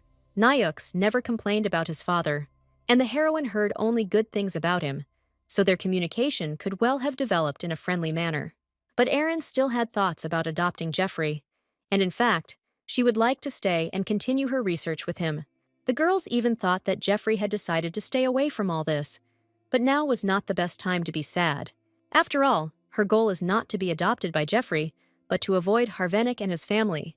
Therefore, the heroine decided to simply abandon the plan to adopt Jeffrey, because it was never destined to come true. But thinking about it more broadly, it was time to look at the big picture, and Erin was determined to do so. Now she has another plan in mind, but nothing has been decided yet. Modali and Harvinick's poor relationship is a double-edged sword, as Jeffrey hasn't yet decided on his position either. Moreover, the Duke's heart still seems to be leaning towards Harvinick, and Erin must prepare carefully to ensure that the Duke is unable to carry out his original plan at all. Erin was determined to take action, because she didn't want to end up with people she didn't want to live with. And in this life, everything was in her hands, because in her past life, she suffered a tragic defeat, and then Harvinick again came out of the water dry. From tomorrow onwards, Erin promised herself to work hard to find the secret ledger, and that night she couldn't sleep a wink, as she was still going over her plan in her head. The girl assumed that she had definitely received the secret book at some special moment, and probably just needed to wait a little. But she was still tormented by the question of what Harvinick had told her then, and after that, the little girl herself did not notice how she fell asleep. When she worked with the secretary, she once learned about the real account book, and Harvinick never left it in the office, because he knew that a catastrophe would happen if someone stole it. In my dream, I remembered that Harvinick said something about a training center and about a person who would definitely have an account book. Erin woke up in the middle of the night from a dream in which she remembered that the secret book could probably be found in the training center. She probably didn't see then who the person was who gave Harvinick the secret account book, but he had definitely been working there for a long time. Therefore, Erin assumed that the secret account book could probably be in Hilberg's possession, since he was the only one who had worked at the training center for a long time. Teacher Hilberg finally returned to his duties and welcomed his students to class. During the lesson, Nyx approached his friend and said that he had one very important question that he urgently needed to ask. He asked if anyone dared to hurt Erin, and the girl looked completely different from usual. Nyx noticed that Erin looked incredibly upset, and Vdelman admitted that he, too, would like to know what really happened to the little lady. But all this time, Erin was busy with the question of finding the account book, and had been looking for it for a long time during the break, avoiding Hilberg's gaze. But she still could not find anything similar. The account book had to be made of expensive, high-quality leather, and would clearly stand out from the rest, so the heroine was sure that if they saw it, they would immediately pay attention to it. She assumed that the account book was placed somewhere other than in the Duke's castle, and then it would be very difficult. But since the annual meeting was about to take place, and the heroine assumed that she would not keep the account book, which might be needed right now, outside the castle, and if this is so, the heroine will have to reconsider her conclusions. So if there is a possibility that she was wrong, and most importantly, one should not make hasty conclusions. The heroine was sure that it was still early, so it could happen before Harvenica handed over the account book to Hilberg, but it would be nice if it was safely stored in Harvenica's office. It was on this very evening that he hurriedly searched for the account book, and was sure that he had put it in the desk drawer for the last time. But now, for some reason, the account books were not in their place. The young man had no idea where they could have gone. He had no idea who dared to target him and pull such a trick, and he was so furious that he was ready to kill anyone who dared to steal the account book. Not long before this, Alfana was looking for the right book in the library, but to her surprise, she came across one that she did not expect to see here at all. It was an expensive leather-bound book with gilded edges, and it clearly didn't belong in a library. Alfana didn't remember seeing such a book when she brought in new ones, But when she opened it, she realized that it had no title, no author, and not even a classification tag. And so it was completely unclear where such a rare book in the library came from, and the lady had to find out. Opening the next page, she realized that this was not a simple account book, but a handwritten one, which talked about an advance payment, a dress under contract, and probably this book is kept by one of the family members. After flipping through a few more pages, Alphana saw information she probably shouldn't have known. In the end, Erin was unable to find the ledger all day and had no idea where it could be. Just in case, she checked with other academy employees, but it was quite obvious that only teachers attended the academy. This meant that Hilberg was the one who remained in the academy the longest, and he probably had the account book. But without any information, Erin was incredibly difficult to search for. Suddenly, Miss Marie entered the office, but to the girls' surprise, she was not alone. Next to the friendly Maria stood 3 maids, who looked at little Erin with interest. One of them said that it was a great honor for her to serve the mistress, and the maid's name was Lisa. The third maid's name was Sarah, and she was surprised at how charming the little lady turned out to be. Erin asked Marie who all these people were, and as it turned out, these maids would now serve along with her, because the Duke had hired more maids for the little lady. The maids were always incredibly busy during the annual meeting, so now Maria felt relieved, and Erin was incredibly pleased to meet the friendly ladies who were happy to promise to take care of her. After a pleasant acquaintance, Erin decided to quickly return to work, but none of the maids were supposed to know about this. So the little girl admitted that she just wanted to be alone and read an interesting book. The maids seemed reluctant to leave, but the little lady said that she did not need anything now and would definitely call them if she wanted anything. Marie walked up to the girl and said solicitously that she had been in her room since she returned from the academy that morning, and that the weather outside was incredibly nice, and that the little lady should probably take a walk with the maids. The ladies were very happy to offer the girl a game of hide-and-seek outside, and one of them also knew how to make beautiful wreaths of flowers. The girl understood that now she should make plans, and not play hide-and-seek or weave wreaths of flowers. But unfortunately, she could not tell anyone about it. And she knew that the maids would probably not leave her alone until she agreed to play with them outside. She warned that she wanted to return the book to the library, but the maids were also going to follow the little lady. But the heroine ran away so quickly that the ladies didn't even have time to blink before she was already out of sight. One of the maids asked if they should follow the girl, but the other was sure that she was simply awkward with them, and if they were too intrusive at the first meeting, she might feel burdened. Mari knew that Erin hardly talked to anyone, even when she was in the castle, and she had only recently started interacting with her peers. And it looks like Erin still locks herself in her room, continuing to constantly read different books. The new maids were convinced that their role was incredibly important, so they had to try to do everything that Little Miss asked for and carefully support her so that she could rest well. Erin had already managed to run away from the maids and turned around to check that no one was following her. She appreciated their concern very much, but now was not the right time for the heroine to play, and she needed to plan something. In the library, she accidentally met Alphana, who joyfully greeted the little lady. She asked if the girl was looking for a book, but the surprised Erin replied that she had just come to read. The librarian said that she would be at the desk, and if the little lady needed anything, she could always turn to her. Erin was surprised by this question, because she was indeed looking for a special book, but she was even more surprised when she saw that very secret account book in an expensive leather binding in Alphana's hands. She followed the librarian, but she did not understand why the secret account book was in the hands of the young lady, because this could not have happened.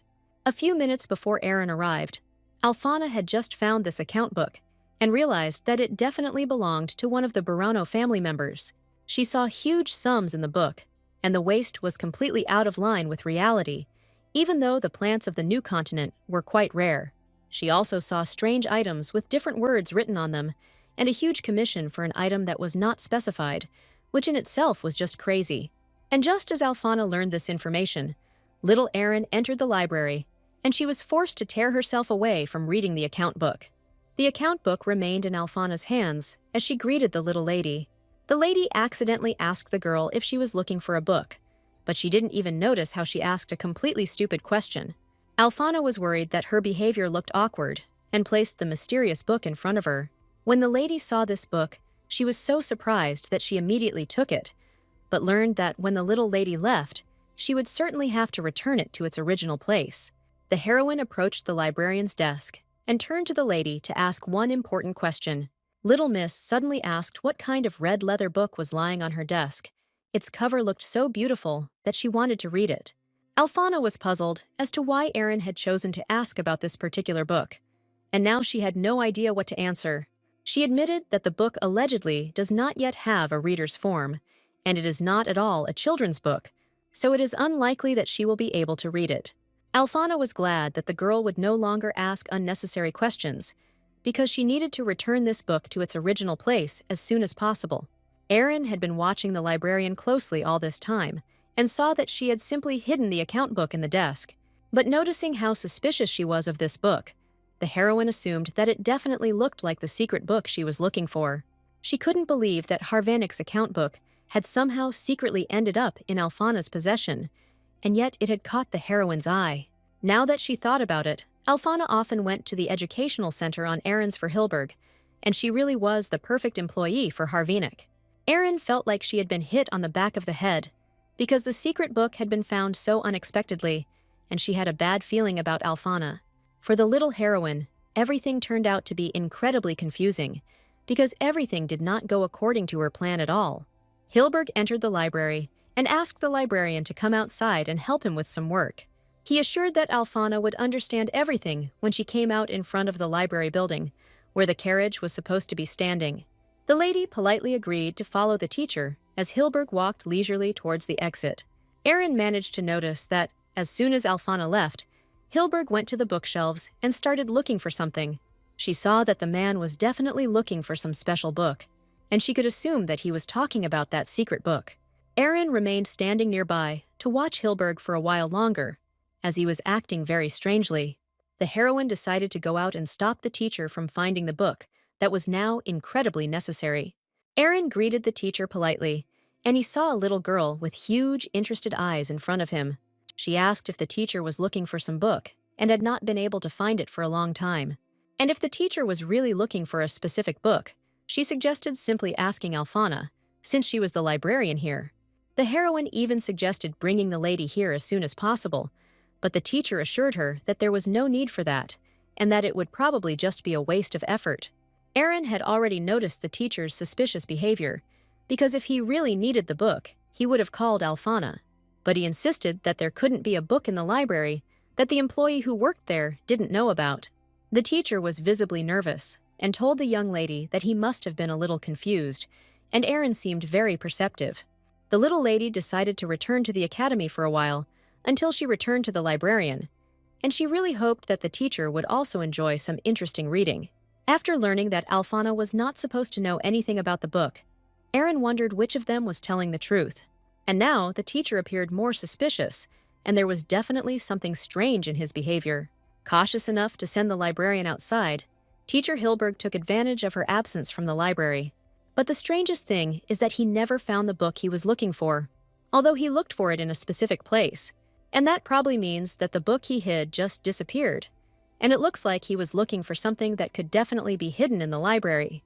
The book would be just perfect, considering that this is a private library, strictly run by the family, and the library has a very strict structure. In the heroine's past life, as a secretary, it took her a whole year to finally get an access card, and even then, I had to get permission from the librarian every time. Thus, there are usually few people willing to visit the library, and the only direct descendant who visits the library is Jeffrey. This means that to commit the perfect crime, it is enough to simply hide the book there, and Jeffrey will not be able to find it. That was why Erin couldn't find it, even though she had been searching the training center all day, and hadn't calculated that it only contained books that wouldn't interest Jeffrey. She couldn't believe that Hilberg had hidden the ledger in the library, and if it hadn't been for Alphana, it might have been perfectly hidden. But for some reason, it fell into the hands of a young lady, and she could clearly suspect something was wrong. Judging by Alphana's reaction, Erin noticed that it seemed like she was not aware of the contents of the account book. There were too many options, so it was difficult to determine the exact reason. And by the way, Alphana was a librarian for Erin, whom she had never seen in her past life. The librarian the heroine met when she finished her probationary period had nothing to do with Alfana, and this girl was smart and capable, chosen by the Burano family. Aaron assumed there was some problem with the ledger that led to the librarian being fired, and Hilberg remaining in the mansion until the brothers entered the academy. At least this incident would not have harmed the teacher's work. But there were some things that didn't work out here either. It is entirely possible that in her past life, Alfana either tried to extract something from the ledger but failed, which led to her being fired, or she learned the contents of the ledger and Harvinick simply dealt with her. That evening, the young lady was getting ready for bed, and one of the new maids was carefully combing her hair. Aaron showed Lisa a magical portable hairdryer that the girl probably didn't know about and told her that this item was very useful. Lisa couldn't believe how quickly it dried her hair, and Aaron was pleased that people actually liked her invention. She explained that it was invented by Jeffrey, who takes care of her, and Lisa promised to handle this magical instrument very carefully. The maid began to worry that if she broke the item, she would be punished. But Aaron laughed and admitted that Jeffrey's cheese may look scary, but he has a good side. After all, he treats her to homemade delicacies every day, and even bakes delicious cakes himself. But Lisa couldn't believe Aaron's words, because to everyone, the strange Sir Geoffrey was a withdrawn and gloomy man. Lisa said that she was going to stay in the girl's bedroom until she fell asleep, because she couldn't leave her alone. Aaron was afraid that the maids were now planning to take turns watching the little mistress every night, which was not what she needed. She knew that this way she would no longer be able to move around alone at night, and that could harm her plan. But Aaron didn't wait and decided to ask Lisa for a favor. So after a while, the maids and the girl were standing in a huge library, and Lisa was looking for the right book. The maid took one of the books and asked if it was the book they wanted, and the little lady said yes. Aaron pretended to need another book and asked the maid to give her some time to think. The little lady asked her to get a blue book from the top shelf, and the maid could not refuse the young mistress. The book was located on the second tier of shelves and was very high even for an adult. Lisa asked Aaron to wait a bit while she went to get a stepladder to get the book she needed from the top shelf. Aaron wanted to buy herself some time to be alone in the library and make sure of something. Given Alfana's behavior today, it is highly likely that today was the first time she had discovered the account book. And since Aaron had shown interest in the book, it would have been difficult for her to return it to its place, and it was unlikely that she would have been able to take the book home. So Aaron decided that if she were a librarian, she would definitely hide the book in a secret place. She would have thought it would be safest to leave it under the table. And following this logic, the heroine easily found the book in a red leather binding. The girl was incredibly happy when she finally found that very secret book that she had been chasing for several days. This was definitely the same Harvinick account book that the heroine knew about, and now she simply decided to hide this book among the others. Holding the secret book in her hands, Erin felt like a heroine, because the mission was successfully completed, and the book would soon be hidden. And no matter how hard Harvinick tries in the future, the account book is now in her hands, and she has very valuable information. Lisa just brought a stepladder at this time to get the book that the little lady asked for. The caring maid gave the book to the little girl, and Erin was pleased that she had managed to fulfill her plan during this time. Seeing a few more books in the little girl's hands, Lisa asked if the girl was really going to read all these books too. She carefully hid the account book in front of her and declared that these books were the most important, and she needed to read them. After giving all the books to Lisa, Erin happily admitted that they could now go to her room and she could go to bed peacefully. Lisa suddenly asked why the little girl liked reading books so much, since she had collected such a pile of thick and big books. She asked if the girl read because she felt lonely and when she wanted to play. But for Erin, it was not like that at all. Lisa didn't want the little lady to feel lonely, so she assumed that the books were just her friends. Lisa thought this was truly commendable, and the heroine asked if the maid didn't like to read books. The maid laughed and replied that she was completely illiterate, so she couldn't read at all, and that was why she was fired from her job at the library. Lisa used to work as a maid in a library, and at that time, she was thinking about self-education while she had the opportunity to work there. But there were no books for beginners to learn letters, and in the end, she couldn't even read her own name. Erin unexpectedly suggested that the maid teach her to read, since the girl had long known all the letters and could read adult books perfectly. She assured that if Lisa remembered a few letters, she would be able to easily write her name, and after that, she would be able to easily read books, because remembering letters is easier than she actually thinks. Lisa saw in the little girl a grown-up older sister who really wanted to teach her to read. The maid was touched that the little mistress wanted to teach her without treating her like an illiterate, stupid person. Lisa even suggested that Erin probably dreams of becoming a teacher, or maybe wants to become a brilliant researcher like Jeffrey. The little lady proudly admitted that when she grows up, she wants to become a trader in a large trading company like her grandfather, and her goal is to become so rich that she won't have to work for the rest of her life.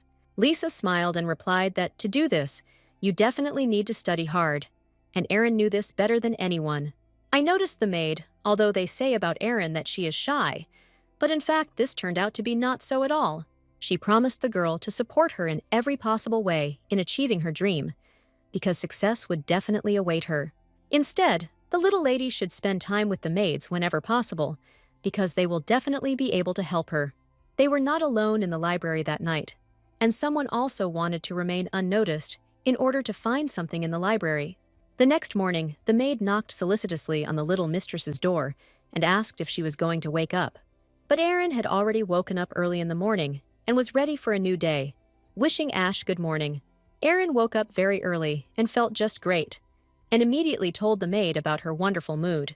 Ash immediately asked if something good had happened to the lady this morning, and Erin looked very cheerful. Indeed, the girl slept unusually well that night, because having an amazing weapon in her hands was definitely something good. But Erin smiled and replied that it was far from that, and that there was something else that made her happy. The maid carefully got the girl ready for class, and little Erin looked incredibly cute in a white dress. Ash was glad that everything had turned out perfectly today, and they had just managed to get dressed on time. Erin thanked Ash for the beautiful dress and hairstyle, and informed her that she was ready to go to the academy. But suddenly, the maid replied that she would be accompanying the little lady today, and this news was unexpected. Ash explained that the maids would be escorting the girl to and from the academy for a few days, but Erin insisted that she could be alone. As soon as Ash opened the door, Erin immediately understood what she was talking about, and there were an incredible number of guests in the courtyard of the estate. The maid said that for a few days the extension would be as lively as the main building. So many people will come and go. Relatives who come from far away will stay in the extension. As soon as Erin imagined being alone in this crowd, it immediately became unbearable, so she happily agreed to go with Ash together. Now they could calmly go to the academy together, and the heroine was glad that she was not going there alone. The annual meeting was approaching, and as far as the Burano family's activities were concerned, from the secretary's point of view, it was simply a huge workload. Before, it was something that had nothing to do with Erin, but now that she was part of the family, it felt different. For little Miss, it was a big battle in her past life, and now she was still fighting for her life. Ash asked if she should pick up the lady at the academy around lunchtime, but Erin assured her that everything was fine. She was planning to go to the academy and then go to Jeffrey's lab, and for now she decided to pretend she didn't know anything and give Jeffrey the book today. Erin was confident that she would be able to move on to the next plan without any problems, but to her great surprise, the unexpected happened. After class, she went to the laboratory, but Lord Jeffrey told the girl the latest news, which she could not believe. Last night, Jeffrey was busy as usual, drawing up new research plans, and there was absolutely no sign of trouble. He was sure that everything was ready, but it was only a temporary solution. But even that was enough to call the item a counterfeit goods detector.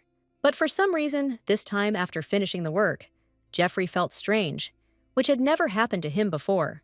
No matter how small the task, he always felt satisfaction upon completing it, but this time it was different, and maybe it was because of that incident at dinner. He had seen Erin freeze in fear the moment Harvinick's name was mentioned, and yet they had given her up for adoption without any fear. Jeffrey knew that his father really didn't know anything about this little girl, and he knew that he was the only one who could help her become the person she wanted to be in the future.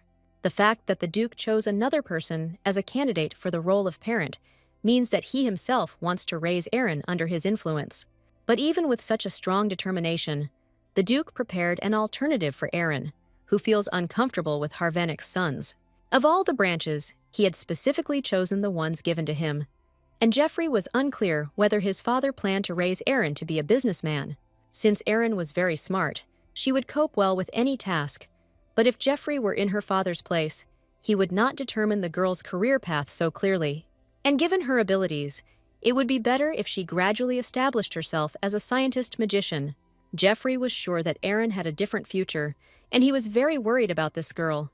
Until now, Jeffrey's only interest had been magical science, and for a very long time, family matters had had no meaning to him. But since he had lost his wife, he was sure that family was no longer his concern. But once he met little Erin, he realized that there was something more valuable in his life than just science, and he was absolutely sure that he treated the girl sincerely, and not the way his father thought. Jeffrey felt that he was completely at a loss, because the question of adoption was still open and should be resolved soon. He didn't know what was best for him to do, but he also couldn't influence his father, who had probably already made his final decision. That evening in the library, Jeffrey saw Erin with the maid, and that night he remained unnoticed. He remembered well Erin's words that she was also going to turn all the other drawings into products and was thinking about what item to create next. Father really knew nothing about this smart girl, but now Jeffrey knew much more. He assumed that Erin must have been looking for some book in the library that night, and this was very unexpected for him. And Jeffrey realized with sadness that he probably didn't really know that little girl at all. The next day, Erin went to the lab as usual after the academy to greet Jeffrey and help him with his work. But for some reason, Jeffrey acted completely differently that day and didn't even say hello when little Erin happily walked in and greeted him. It was a difficult choice for Jeffrey, but he was forced to tell Erin that she should not come to the lab anymore. For the little heroine, it was a complete surprise, and she immediately felt guilty about something. But Jeffrey now knew that Erin also had her own secrets from him.